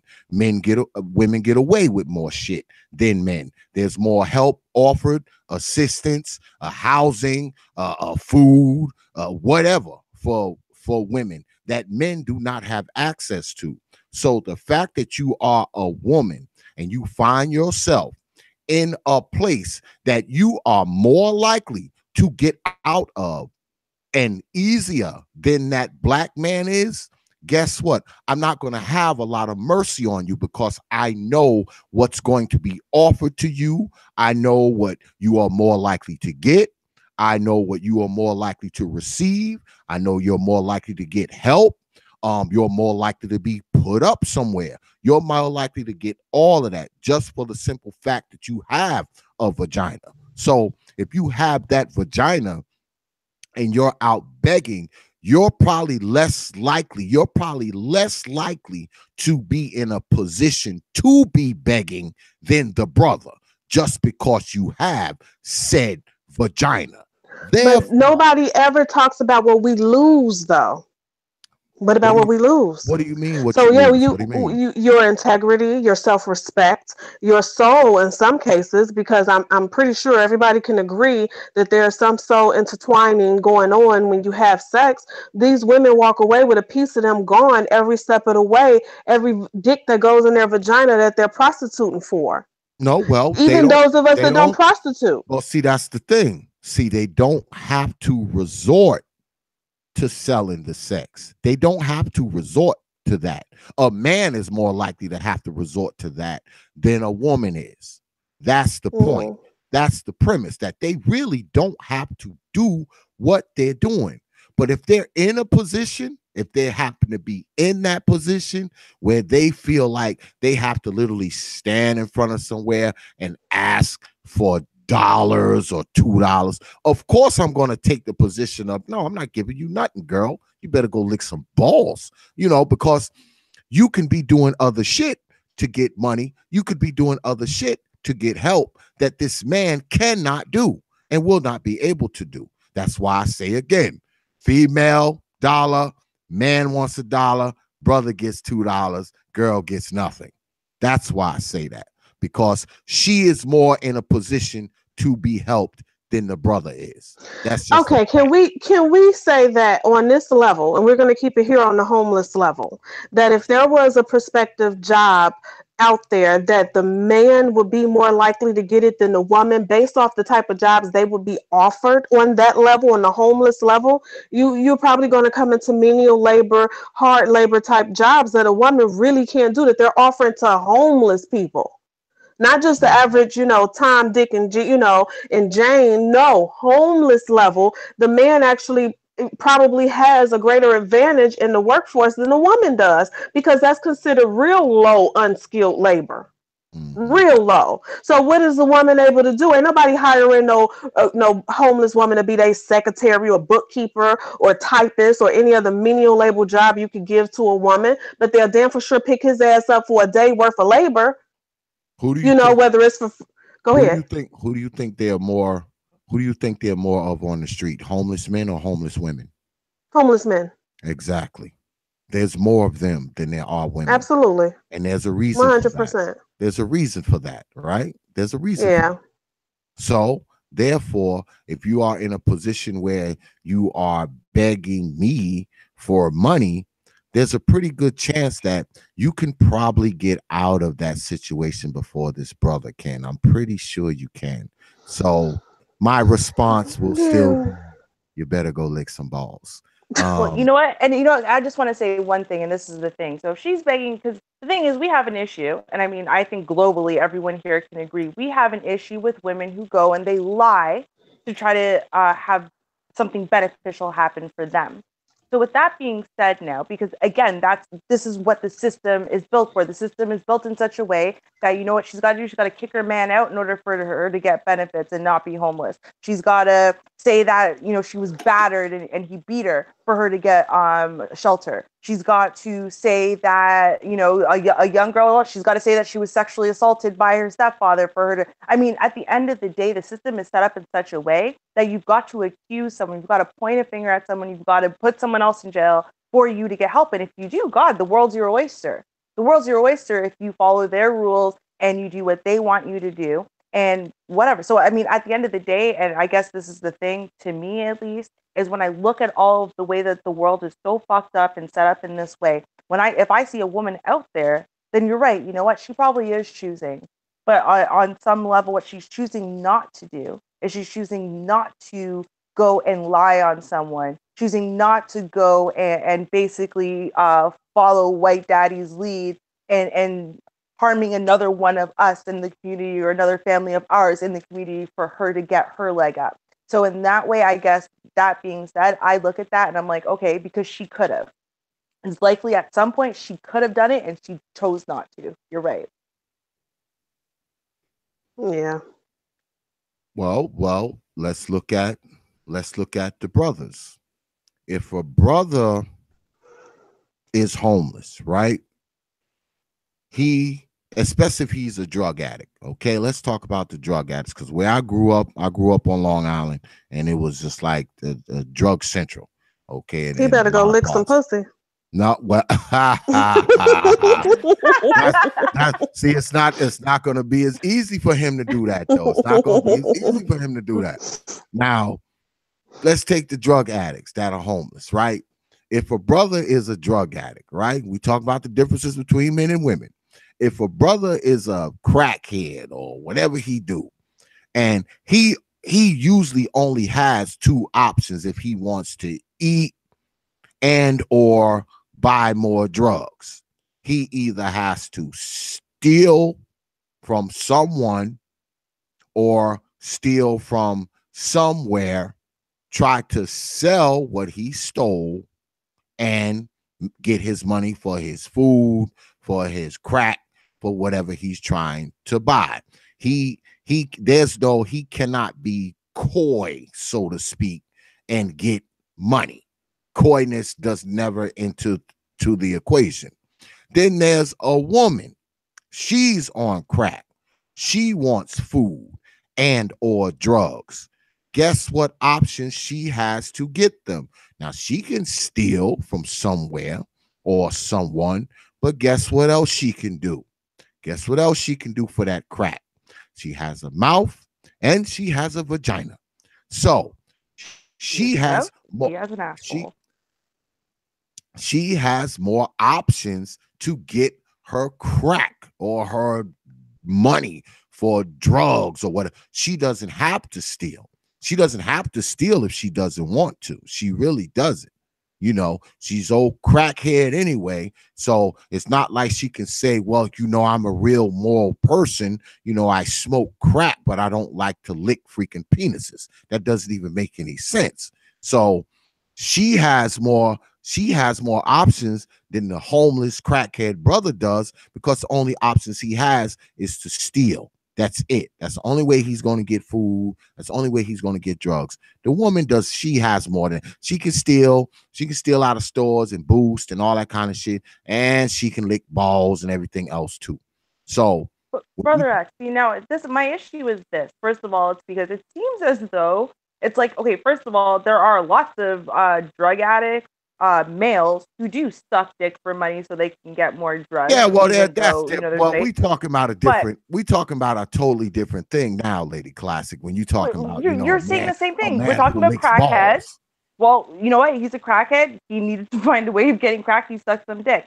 You know what? That involved him selling his soul, literally, for him to get the crack. I guess the thing is why I don't understand, because to me, that would literally be selling my soul. That would be the end of everything that I am if I ever spread my legs for money or open my mouth, which is even more rare for me to do that. That's even more fucking precious for me. So I guess to me, it's just, I find it interesting that the way that you look at a woman, as far a woman either getting fucked or giving head, as something that's so disposable. Well, of course she could do that. That ain't no thing to her. Like, that's a huge thing. Like, that is huger to me than anything. Yeah, I would rather try to rob a store or rob a bank or do whatever else, and I did it. There's no way. There's no way on the face of the planet I would have opened my legs for money, right? And I think the thing is that there are some women, yeah, sure, they're able to pretty easily say, oh, well, I was doing it before, so I might as well just do it now. I was sleeping around with lots of people. Sure, fine. There's some women who are like that. There are some women who say, well, you know what? Got to take the plunge. Yeah, sure, no problem. My pussy is my money. Great. But there are lots of women who aren't like that. And you know what? That's not an option. Like what you're saying sounds like it's repulsive, it's gross, it's impossible, it's against everything. So if I got addicted to drugs, which is a separate thing from being a prostitute, because they are literally separate things, me being addicted to drugs does not automatically say, well, I guess now my vagina is pre-seasoned for everybody. Like it's just, there's not a connection there. And I think we're missing the fact that for some women, yeah, we find our sexuality, our sexual organs as something that are valuable and something that you don't just hand out to anyone. Yeah, I agree, but I also say that women have more options. They have more options than the brothers do. The brothers, when a brother is down and out, right? If he's down and out and he can't get a job and he can't make no moves, he's less likely, like I said, to get any help. No one's gonna pull that brother in and let him live in their house. If a woman is down and out and she don't have no job, she can't get no money, she can't do shit. Somebody will actually take her in and let her, okay?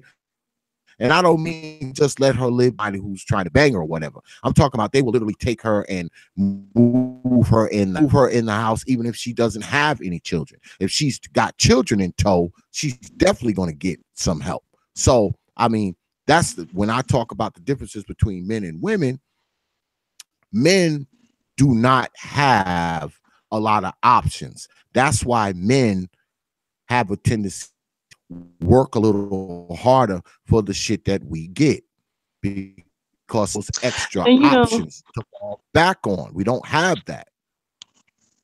No you one know, I cares about agree that black. I'm sorry. Go ahead, Lady Kendra. I didn't mean to interrupt you. Go ahead. Go ahead, Lady Kendra. Um, I agree that men have fewer options as far as the system is concerned once they get into trouble, once, a homelessness has hit them, true hard times has hit, you know what I'm saying? The system is more lenient towards women. And, like I get that. I understand that. That's a fact. That's an undisputable fact. Man, but I can't help but go back to, I remember when I was homeless, hungry. I didn't have a drug that was going to take my mind away from nothing. I was quite clear headed. My stomach was touching my back, but I was clear headed. And I would rather live with the knowledge of my thievery and, begging in the stores and, you know what I'm saying? uh Running hustle at the gas stations, you know what I'm saying? I was running hustle like the little boys was doing. I pump your gas, or you know what I'm saying, you want me to help you, you like do whatever, like I help, like I stand by doing that stuff because I didn't put myself in that situation, but I was in it and I had to do something about it. And regardless of who fault it was, I was still hungry. The fault and the blame game wasn't feeding me. And then I had two other mouths that I had to think about. That when I hustled and I hustled up just enough, I still was hungry because I gave it to them. There was no way on God's green earth that I was gonna willingly, with a clear mind, without no drugs to bury it in the fog, gonna go up and down the block, or some dude I know or whatever, and they be like, yeah, I give you $30 if you spread them. It'll be $30 I won't have, and I would rather go steal a food, because the food is actually what I needed, not the money. um I stand by that position. Now, some crackhead women, that addiction, it drives them, and it become the easy way to get money, because stealing and stuff like that. First of all, stealing take guts. It ain't got to be good at it if you don't want to get caught. Um, so you know what I'm saying? They resort to prostituting themselves because that's the simple way to get the drug. They don't have the money to get the drug. The drug dealer say, yeah, I got something for you if you got something for me. And that's how it gets started. You know what I'm saying? Or however it gets started. You know what I'm saying? Most drug addict women in our community who are really hit hard with that addiction usually are prostituting themselves in some one way or another in order to get the money, because the habit, it costs more than the money that they actually have. But I wasn't one of them because I wasn't no crackhead. I was also a minor. Not that it mattered to a lot of dudes around there, but I stand by stealing mine. Yeah, I stole it, and I stick my chest out proud. I stole the shit. I robbed them damn stores blind. You hear me? Robbed them of food, and I brought it back to the house, and we ate it. I stick by my decision. Would do it again and again if I ever found myself in it again. If I had to go back in time, I'd do it again. But I wouldn't prostitute. Well, let me ask you ladies this. You have a choice. You have a drug addict man, a drug addict woman. Both of them need a place to stay. Who would you If you had to move one of those into your place, who would you move in there? Who would you move in there? Well, being very realistic, I wouldn't move either of them in there. But with that being said, if I had to choose one, I would likely choose the woman, Of course you would.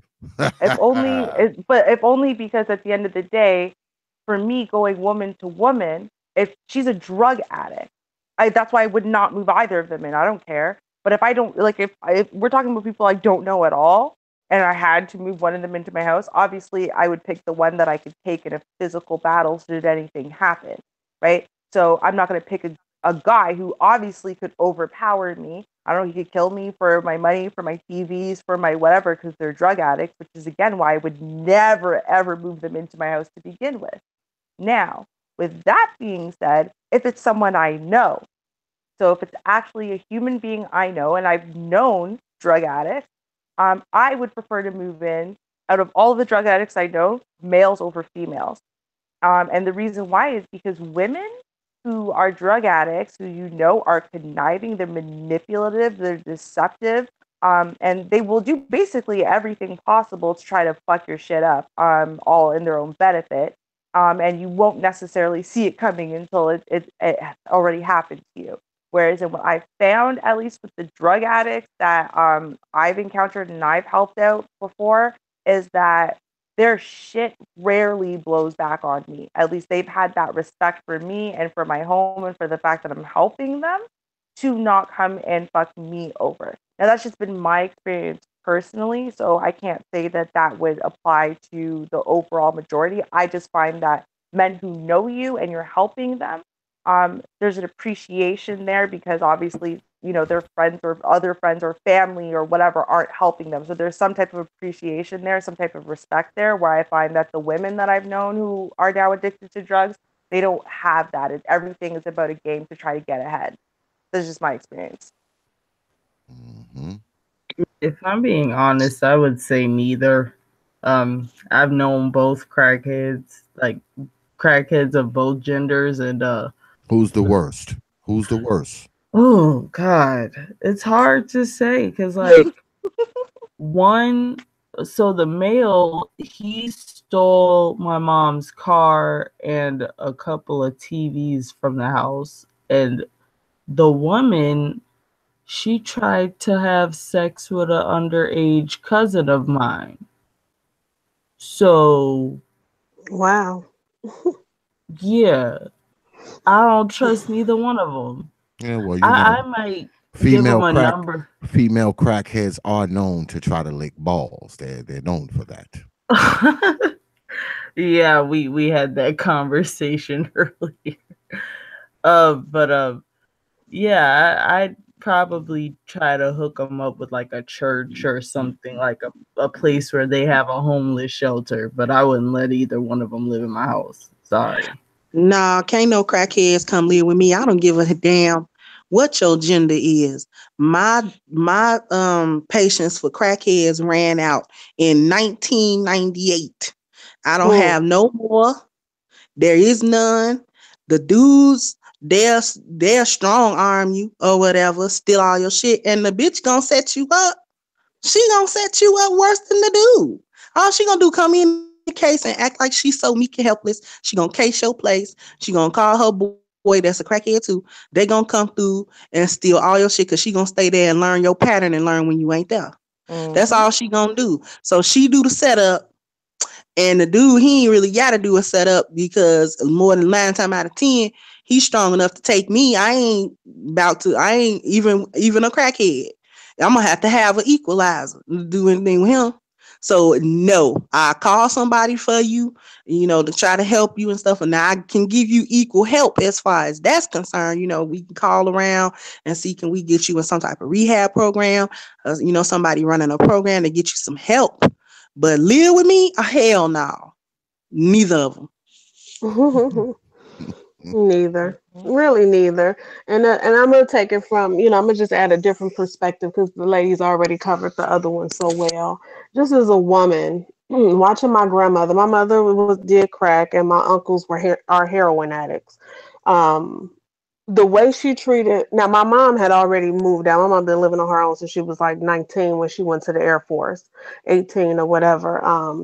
Moved back. I remember being young, moved back, but then bought her home, having been back, living in a whole nother state. And my uncles never left. My one uncle went to the war. He came back, got locked up for some years. And my other uncle, he never flew to NASA. He's in his early to mid 50s. Never. Both heroin addicts. And the way I saw my grandmother as a woman treat my mother and my uncles are totally different. And I feel it's just the relationship a mother has with her daughter versus the relationship a mother has with her sons. And you can't say, well, maybe she's older because it's the oldest son that's a heroin addict and it's the youngest kid that's a heroin addict.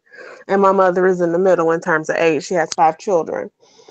I think as a woman, we would probably fare better having a crackhead daughter in our house than a crackhead son, because just watching how a mother's love for her son, it's like you can't put words to that. The way I've seen my grandmother allow them to run her into the ground, you couldn't tell her no different. But speak to her about my mother, it's a whole damn different ball game.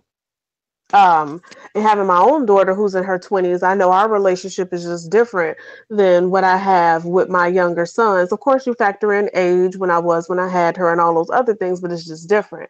And so I would probably want her to come home as a crack kid, because at least I know I'll put my foot in the ass and make sure everything is okay, versus my sons coming home as crack kids and now they're tearing on mommy's heartstrings, and I'm letting them run over me and run my house into the ground, because that's what happened with my grandmother. Mm. That's just an interesting perspective. I'm just adding another perspective, because the lady summed up how I would really feel, but I'm just adding another perspective to it on that may why a woman may choose that way, or why a woman should choose that way if the ultimate goal is to get them help. Yeah, well, the unfortunately, the world looks at men different. Like, for instance, you just talked about, your sons and your daughter. Hmm. Now, this is the thing, and this is a problem that I have with women who have a tendency to who raise and rear children on their own, because like I said before, women have a tendency to teach their daughters and protect their sons. Now, they'll let their son live in the house till he's 38, okay, and playing PlayStation all day in the basement, all right, with no job, no money. She's buying his cigarettes, and every now and then they'll buy him a case of damn beer too, and probably bought his damn PlayStation. But if she has a daughter, and this daughter can be 17, if that daughter turn up pregnant, the first thing she does is kick her out. And I think that that's wrong. All right? I think that that's wrong, because she at that particular time probably needs her mother more than the 38-year-old that plays PlayStation in the basement all day. But they will kick the daughter out at 16, 17, even 15. I've seen them kicked out at 15 if they mess around and pop up pregnant. But the 38-year-old child who lives in the basement and probably has 10 baby mamas is allowed to stay. Um, that's a difference where men and women are concerned, that I disagree with a lot of how these women do things. I just think that that's totally ridiculous. And as a man, we would never do that. We wouldn't kick our 15-year-old daughter out when she got pregnant, but we also wouldn't allow our 38-year-old son to continue to live in our damn attic either. All right. He wouldn't be living there 38. Okay. He's just not there. So that is also a stark difference between men and women, far as parenting and lifestyle is concerned. But let me ask you ladies this: why do you think that society treats men so much different from women? Do you think it's because women are capable of having children? Do they see women as the weaker sex and males as the stronger sex? What do you think it is? I think it's because society sees men as the providers of this society. So they figure you're not a real man if you don't know how to take care of yourself. So they don't feel sympathy for men. Whereas with women, they do see women as weaker, especially if she has children with her. They're all like, "Oh." I think the children is like the cherry on top of the sad Sunday, you know. I agree with cats and them saying that they do see women as the weaker sex and men as the stronger, which actually proves the lie of feminism. That actually proves it as a lie because the reality is men are the builders of the society. They are, and they've made women, or they've tried to make women be on equal standing in that aspect. And we are not in equal standing on that aspect because that is not our job. And I think a sidebar, we as women have to stop taking that as a L. Your role is not an L. His role is not an L. The roles ought to be complementary to one another, not the exact Mm-hmm. same. Okay. So yeah, you know what I'm saying? That the society, they've socialized one way and they try and they behave in the other way, and which causes the confusion because they socialize us into feminists, both the men and the women. But then the court system and the legal system and all these other systems are set up in the same vein as they were before, where women aren't providing, and they are the weaker sex. They're not looked upon. Women aren't judged on how much money we make and how much we build in society. Men are judged on that because men have always been judged on that. That actually, the standard has not really changed for men. The expectation of men has not really changed. Men are supposed to go out and forge, new frontiers and horizons. And, they're supposed to do that kind of stuff. And that kind of bolsters their manliness and their masculinity and their manhood. You know what I'm saying? And women take care of home and hearth and child. And, you know what I'm saying? And that's what she's supposed to do, which they socialize us into thinking that that is bad, that that's weak. That in and of itself is a weakness because it's not what men do, which is such a mistake. But that's a sidebar. It's a conversation for another show, probably. But I'm gonna wrap it up. I agree with Cats. State the question for me again, brother. I said, why do you believe that women and men are treated so differently, within society? Generally speaking, because we've been told to. That's just and I say that because I mean it's been beat into us. It's been indoctrinated into us that men are supposed to be like this and women are supposed to be like that. And any variance away from that, you're wrong. Girls wear pink and boys wear blue. Boys play with trucks and girls do this and so on and so forth. I think that's largely a part of it, considering society typically doesn't like to think for themselves. I mean, that's just it. It's easier to have the society think for you. And that's what they told us it's supposed to be. Mm. Um, well, I think like this. At the end of the day, what would happen invariably in society is, I mean, as we change, we went from this hunter-gatherer type society, started advancing technologically. Um, the roles I think started changing a little bit between genders, as far as men used to go and hunt, women would stay and gather and protect the children, and everything was very simple. There wasn't really nothing changed, but suddenly there were opportunities and things that were different now. And it's like, well, women no longer just wanted to stay home and, protect the children, and men got to go, not only go out and hunt and bring home things, but they got to experience things. They got to learn how to read. They got to do this. They got to do that. And so I think what ended up happening is that society kind of, and we see the programming still in the 21st century now, society kind of shamed men who weren't going to be really strong. You're not going to show these, really strong alpha male traits, and no one really quite knows what those are. They just don't want to be not alpha. And on the same side, what they were trying to do is program women into thinking that they were not mentally or emotionally strong enough to leave the home and to leave, the side of the stove and the caring for the children and et cetera, et cetera. So what happened is, and I mean, I'm going to speak on the women's perspective here because it's something I personally am experiencing. Um, what ends up happening is, I mean, women under the age of maybe like 45, 50 are not really taken super serious by the medical system.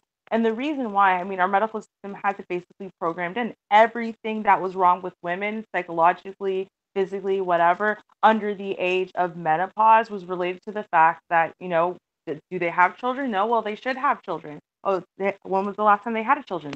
Child. They should have more children. It was always attached to your uterus. It was always attached to, I mean, the term hysteria and hysterical. It was a woman being upset about anything or angry about anything. She's hysterical. It's a psychological disorder. And so, there's a lot of, I think, pushback. And, it's pushback that currently women don't understand. Why are we pushing back against being feminine? It's because ultimately, at the end of the day, there actually was, and that's why I said there was a cause to want to fight. Because if someone is telling you that you having emotions and you being feminine in and of itself means that you're also weak and you have no logic and all of your problems are related to the fact that you haven't gotten dick recently or you haven't had a child recently or whatever it is, your uterus is controlling your mind. I mean, at the end of the day, you can kind of understand the pushback there. So I think that, and I'm sure men feel a lot of things as well. I can only speak from a woman's perspective. It's something I've been looking into a lot because of my dealings with the medical system. Um, but I'm sure men feel that a lot of these things as well, but on, for the man side, because ultimately what society, what the medical systems and whatever did, where they were trying to program us to be exactly as they wanted us to be when they wanted us to be that way. And in the 21st century, that doesn't necessarily work because we have things like the internet, instant communication, the phone able to travel, et cetera, et cetera. So it's like all of that programming that they tried to force us into doesn't work. And what we need to do is fall back and rely on what's biologically how we were actually programmed. I think it's the only way that society is going to work properly and we're going to have men being men and women being women and the woman in me responding to the man in him and so on and so forth to make couples work and relationships work. But it's not that outside programming that was making that work. It was that biological inner imperative. And we need to kind of fall back more on that and get rid of the programming, in my opinion. Mm. Well, you touched on something that I was going to mention and makes me lead right into my next line of questioning. When I was a younger guy, when I was like in my 20s, I worked a job and my boss was a female, right? And she was a decent enough boss until some shit started going on with her and her husband. Now, when her and her husband had problems, when she came to work, she was hell. I mean, just hell. I've also had male bosses who were going through some shit and they never brought their shit to work. They never, if they did it, I never witnessed it or had to endure it. But whenever I had a female boss, if her husband had another girlfriend, or he left, or maybe he didn't give her no penis that night, or maybe he didn't, I don't know, maybe he didn't tongue her twat that night or whatever, when she came to work that next day, she was hell.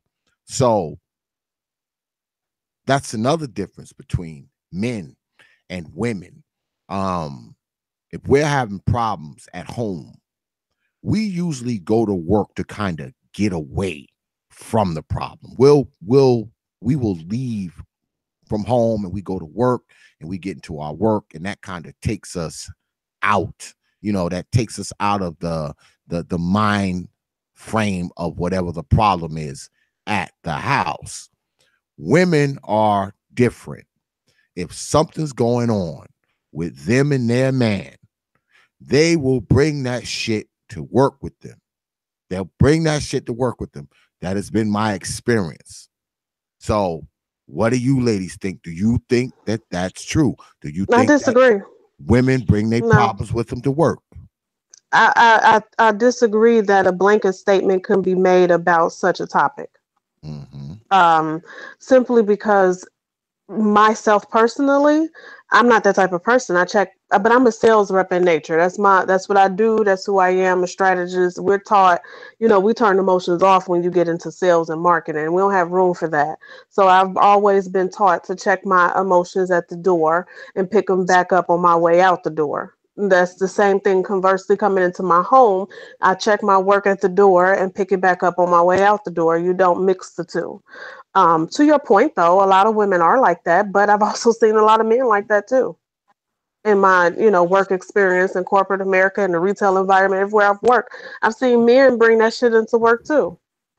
So I just don't think that you could really, pigeonhole any one gender into that box as it pertains to your feelings and emotions, especially because those feelings and emotions can also be subjective too. Somebody could really be dealing with some heavy shit and it has nothing to do with their gender on why they brought it into work. And somebody could be just so cold and it could be the heaviest of things that it just don't fuck with them that way. And that's not necessarily gender related. That's just my opinion. Mm-hmm. I think that may or may not be a case of men and women handling stresses differently, and just handling things differently depending on what the stressors are. You know, if the stressors at home are very heavy and weighing on a female, and then her work happens to also be stressful, she may have different outbursts that she may not have if one of the two things weren't stressing her out. Like, let's say the work is stressful, but home life isn't necessarily stressful. She may be able to put whatever other emotions she has in a box, check them at the door, and come into work, and you would never know whatever was going on in her home life, or she's not quite happy about this or that, or maybe she's having some trouble with her kids, or maybe her parents, or whatever the situation may be, may not know that. I think men have a tendency to try to hide their being upset and being extra stressed out.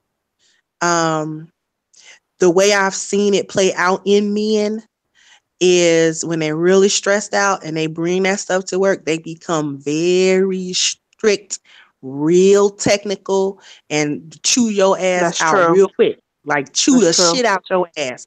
You be trying to figure out the hell that come from, and he be technically right. Like the company policy was this, or you were supposed to do that, and but he be reading your ass the riot act. You be like, oh, okay, well, okay, Mister Johnson, I don't want to hear those platitudes. Just do it right. Okay, man, damn, should I get down on all fours? What should I do now? Because you tripping.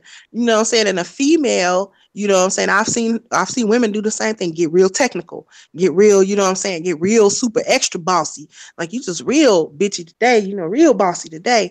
But a woman like me, and what Ming just described herself as, which is why we're unicorns, by the way.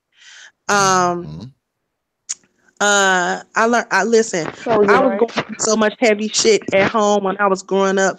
I went to school. Didn't nobody know I was going through that shit. Nobody knew what was going on because I was an honor student. Because I'm gonna, you know what I'm saying? I'm gonna make the best grade. I'm gonna come into school and participate. I'm gonna, you know what I'm saying? I'm gonna have, the best score on the test. I'm gonna be able to, I've had teachers turn the class over to me. You teach it today since you know the lesson so good. We're fine then. Move over because you ain't doing a good job. Let me teach the class. That kind of stuff. They didn't know that. You know what I'm saying? That morning, uh, I had to witness a domestic violence fight the morning before I went to school. They know all that, what I'm saying, or whatever. So, and even at work now, what I'm saying, I'm still grieving my husband. They don't know that.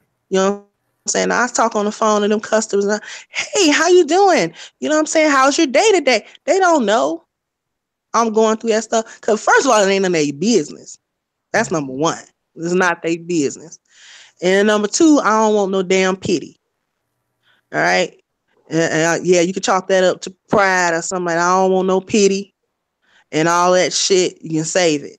You know what I'm saying? I'm gonna go through, because when I get ready to go through something, I cut off communication anyway. That's why don't nobody be like, man, what I'm saying? I don't even know. Are you all right? I'm fine. As far as you're concerned, I'm fine. hmm The way I would Mm. tell my trainees was basically that work was supposed to almost be a breath of fresh air from home, and if you didn't view it that way, you wasn't using work right. So instead of bringing that garbage into here, check it at the door and have a totally different experience, considering we probably see you more than your family does. You're Mm. using it wrong. Well, in We're in my sales, so it should be fun. I'm sorry, Cats. I'm in sales, so let me also preface it that way too. Me being in sales, we have a fun environment. You're supposed to be selling, making money. So I'm going to add that too, because that thought process might not work for engineers. Just want to put that out there. well, in my experience, most of my supervisors were women, with the exception Hmm. of one gay black dude and one white guy. Now, the white guy, he was not qualified for that job, and he was an emotional wreck all the time. And there were even rumors going around that he might have been giving up the behind to get that job. I don't know if it was true or not, but yeah. The black gay dude, he was pretty professional, and the majority of the women were professional, with the exception of this one chick who hated me. I mean, she hated me from the first day I ever started working there. I mean, I asked her one question to make sure I understood what they wanted me to do, and she just rolled her eyes and was like, just do it, just do it, and da, da, da.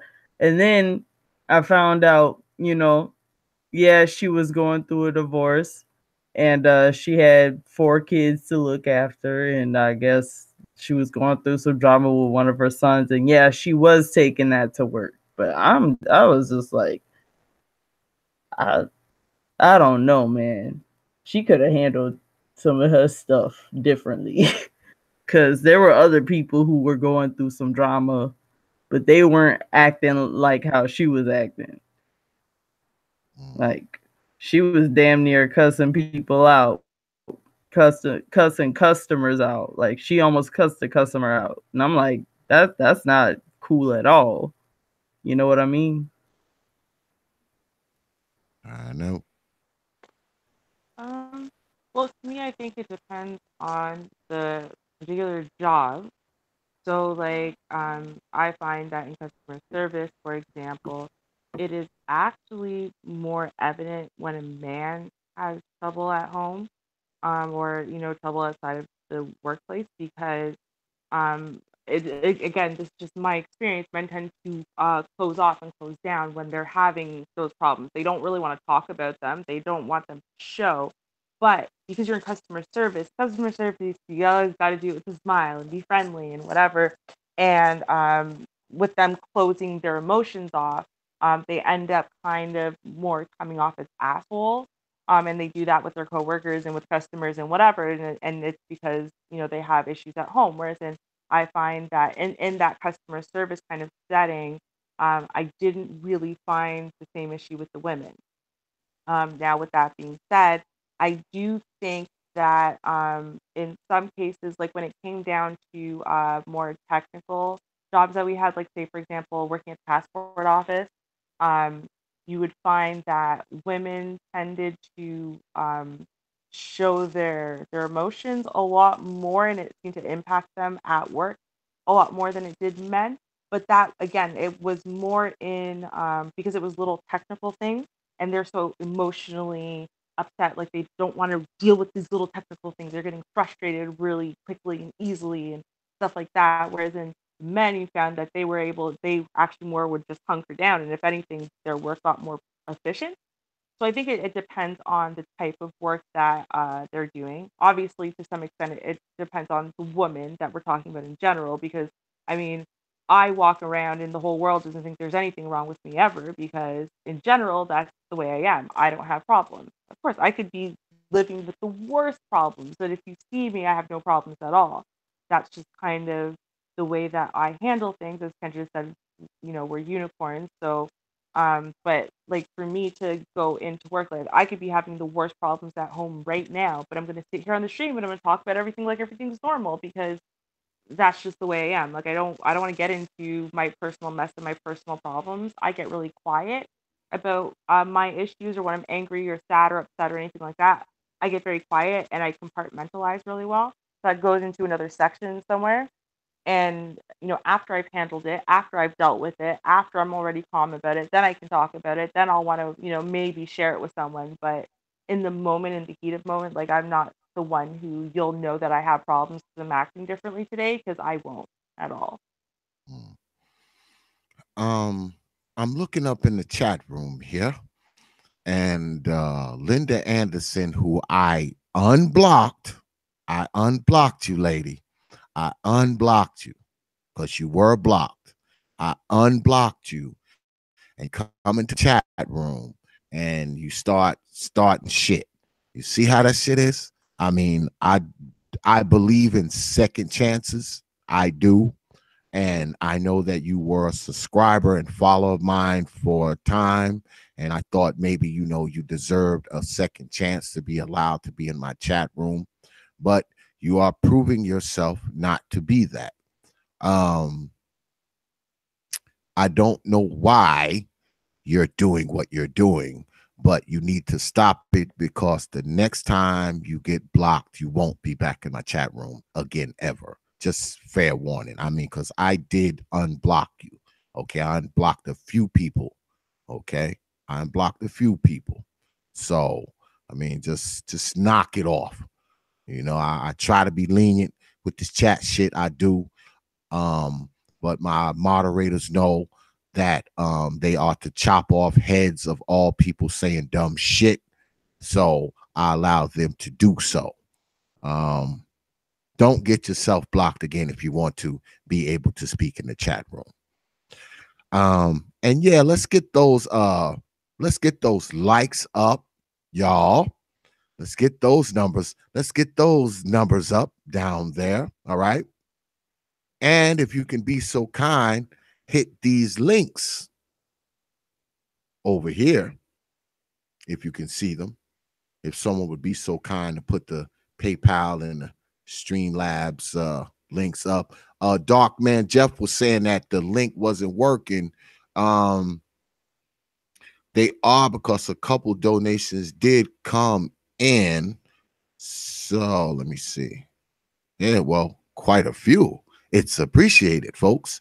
And they're coming through the Prophet of Thought series PayPal.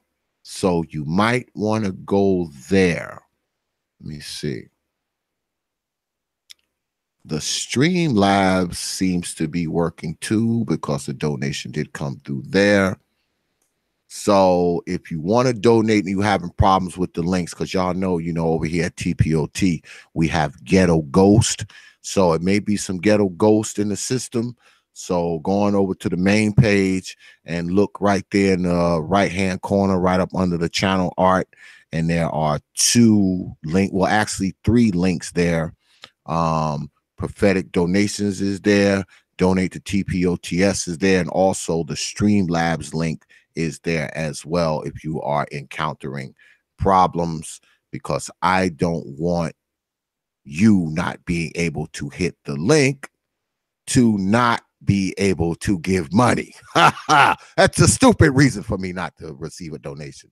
So just go over there and check that, because y'all know we got, TPOT does have ghetto ghosts now. We are haunted by ghetto ghosts, and they don't seem like they're going anywhere anytime soon.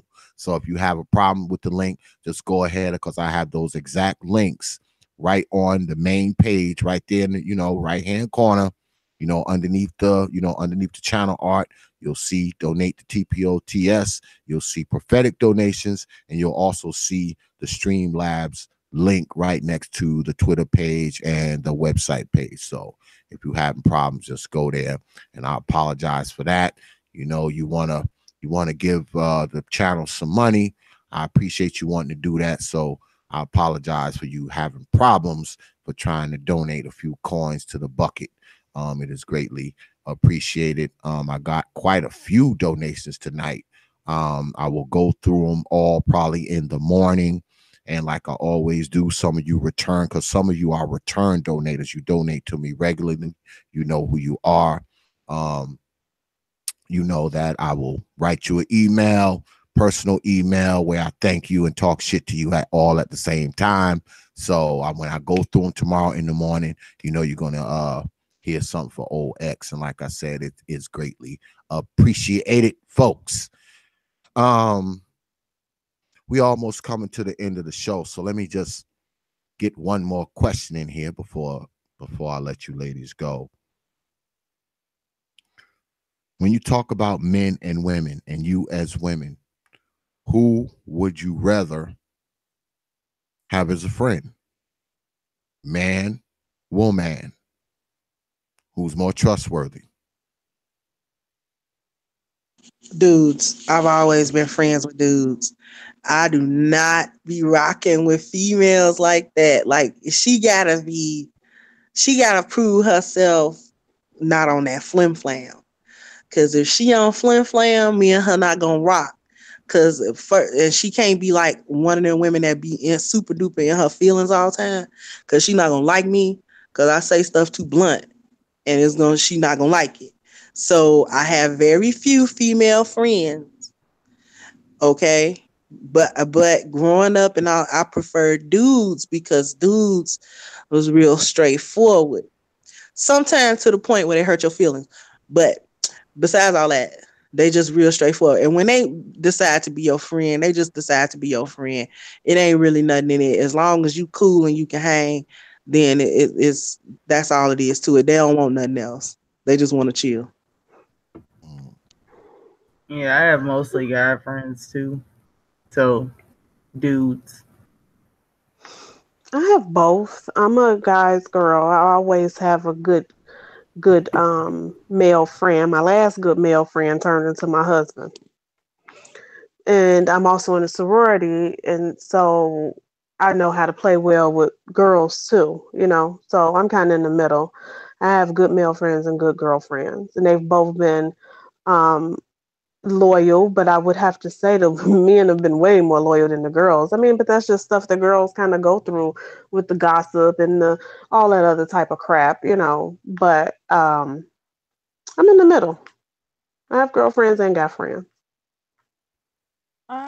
Well, I really have always wanted female friends, and I try so hard. But the thing is, I can really only maintain like maybe one, maximum two female friends at a time in any effective manner because I'm not a good female friend. Girls want to, for example, they want to call you all the time and talk to you all the time and be in contact with you all the time. And it's not really my thing. Another thing is though, and I do find this because women speak so much, they are less trustworthy for that reason. Quite frankly, like I remember in high school, like I knew everyone's secrets all the time. And it wasn't like some of the guys would tell me some secrets some of the times, but I mean most of what I knew is because girls would tell me. And remember, I'm not the girl who's in contact with you all the time, talking to you all the time. So how I found out the secret is because you just like running your mouth and you like to know things and you like to let everyone else know that you know things, but don't tell anyone 'cause it's a big secret and I was trusted and okay, and I'm trustworthy, but really how many other people did you tell? So on that level, like if I'm going to tell, like my best friend on the planet is a girl, but she's like me.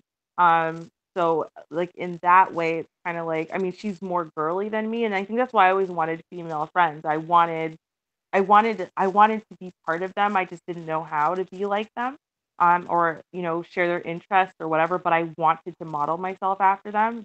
Never worked. So most of my friends are guys. I trust guys way more.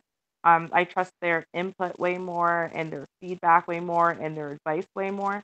Um, because they're not coming from an emotional standpoint when they speak to you. They're just telling you their thoughts and the logic behind it and whatever. And that's how I relate to the world too. So it just makes more sense to me. And it's kind of also like the setting on how you can kind of, you don't have to do all this build up and all this chit chat first and whatever. You can just kind of be like, "Sup, this is my issue. What do you think?"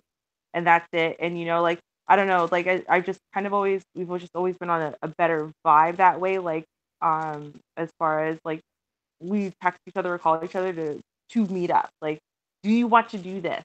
Or I'm gonna swing by, or can I swing by? Like those are our kind of our calls and our text messages. We speak when we're in the same place and whatever. So I think that on one side, I think that men are more trustworthy, both on purpose and by accident. Women kind of are bad at keeping secrets.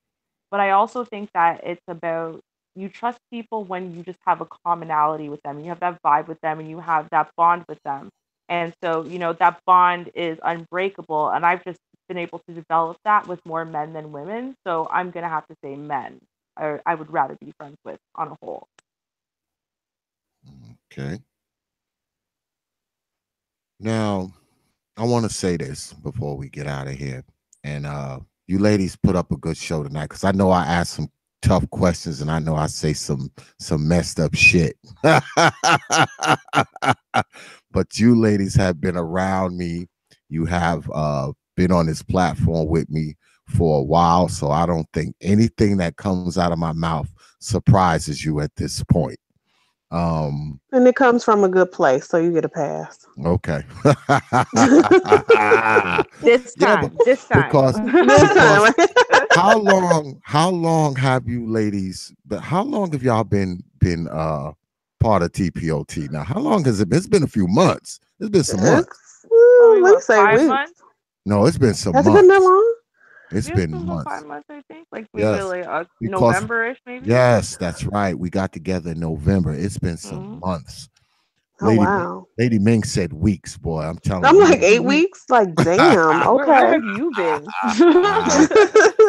So, I know I ask you ladies some tough shit and I say some tough things, and I put it out there and I make it look, real, you know, toe pointed to the floor, statuesque. I know I do that shit sometimes.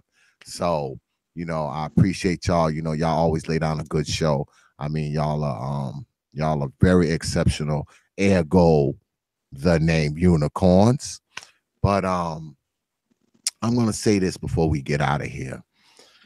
Oftentimes, men and women, we all have our privileges and our rights. We all have our things we are allowed to do and things we are not allowed to do. We all have our strengths and our weaknesses. But I think ultimately what separates men and women is our thinking. Now, people have a tendency to say that, oh, women don't think, they feel, they feel, they feel. I think that that's BS. Of course, women are emotional, but I do believe that women think. I'm not like other brothers where women don't think. Oh, bullshit. Of course they do. They have a damn brain in their head. They think about something. Now, the shit they think about may be, called into question, but you can't tell me that they never think. That just doesn't make any sense. And also, far as men concerned, I think men do have a tendency to feel.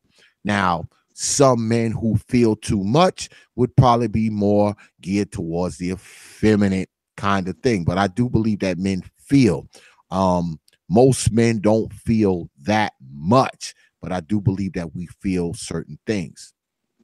And I say that to say this: when it comes to our differences, because we are opposites. All right, we are opposites, and what makes us opposite is not just what we will do, but what we will not do, what we will think about, what we will not think about, how we will proceed, how we will not proceed. I think that that is what our major differences is. Not so much as our gender, but how we operate, how we think, and how we proceed with life. That's just my opinion. Um, Once again, I want to thank the Unicorn for T.L.O.T, the ladies of thought, putting up with X for another night. I also want to thank the folks in the chat tonight. Y'all did a good job. My mods always show up, do what they need to do. The viewers, I appreciate y'all as well coming through, spending some time with us. It's always appreciated, and I appreciate the donations tonight. I got quite a few. I'm going to go through them in the morning, y'all. I'm not going to do it tonight. I'm gonna walk my damn dog, and then after that, I'm going to bed. Um, but I will get to them tomorrow. I'll go through them tomorrow, and everybody knows, when you hit me off with a donation, I take whatever money you give me, I match it to whatever it is at the end of the week. I put it to the side, and I make sure I funnel that money into the old T.P.O.T machine. But you will get an email from me in the morning showing you my appreciation and my thank yous while I talk shit to you at the same time.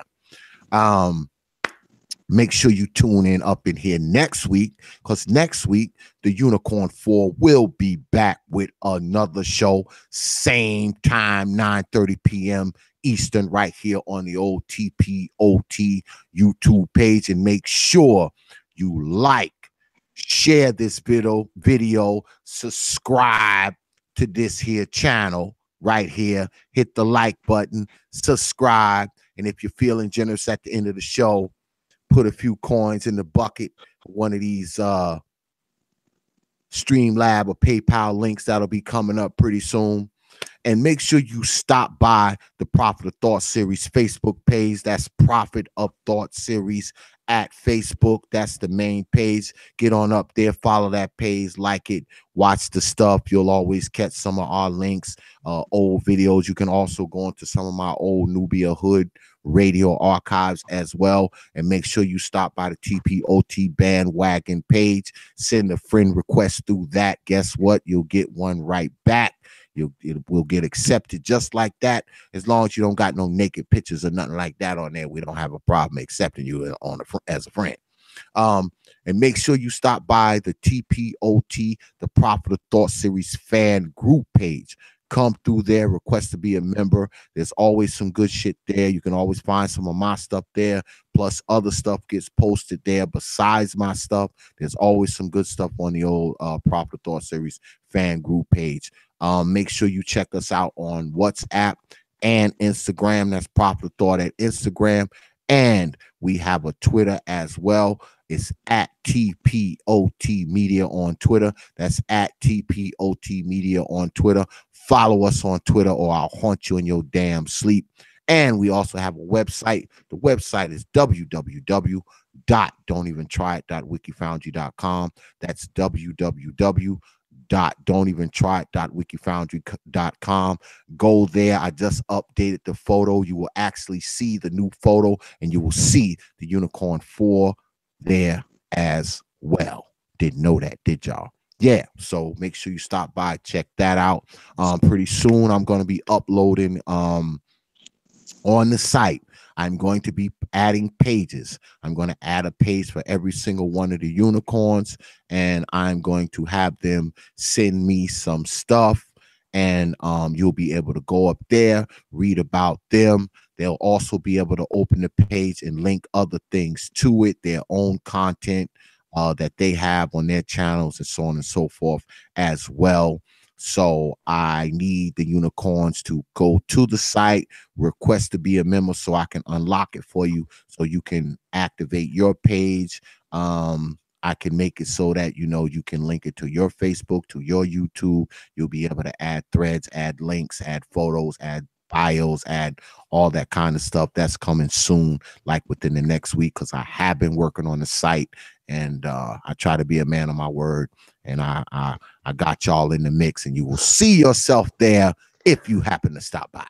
Oh, I'm so excited. Thank you. Yeah, I'm working on it. You know, I'm working on it. I'm getting my lazy ass up and doing some things around here. You know, I'm trying to get it right. But yes, I appreciate everybody stopping by. And one more time, I like to thank the unicorn for Lady Classic, Lady Cats, Lady Kendra, and Lady Ming, the ladies of Thought, T.L.O.T, putting down some good content once again. So with that, I will leave you with 3 words.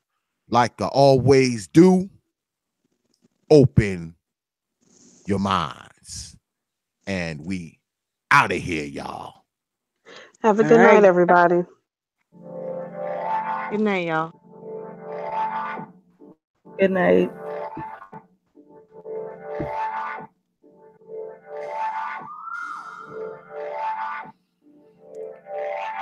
Peace, folks.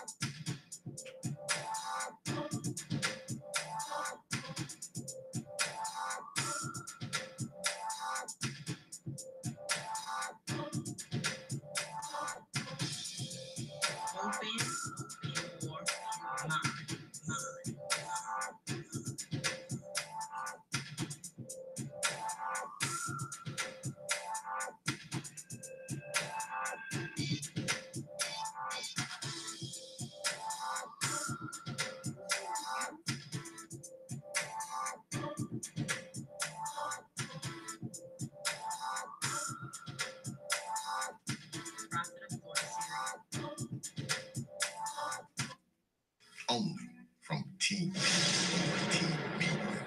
Open your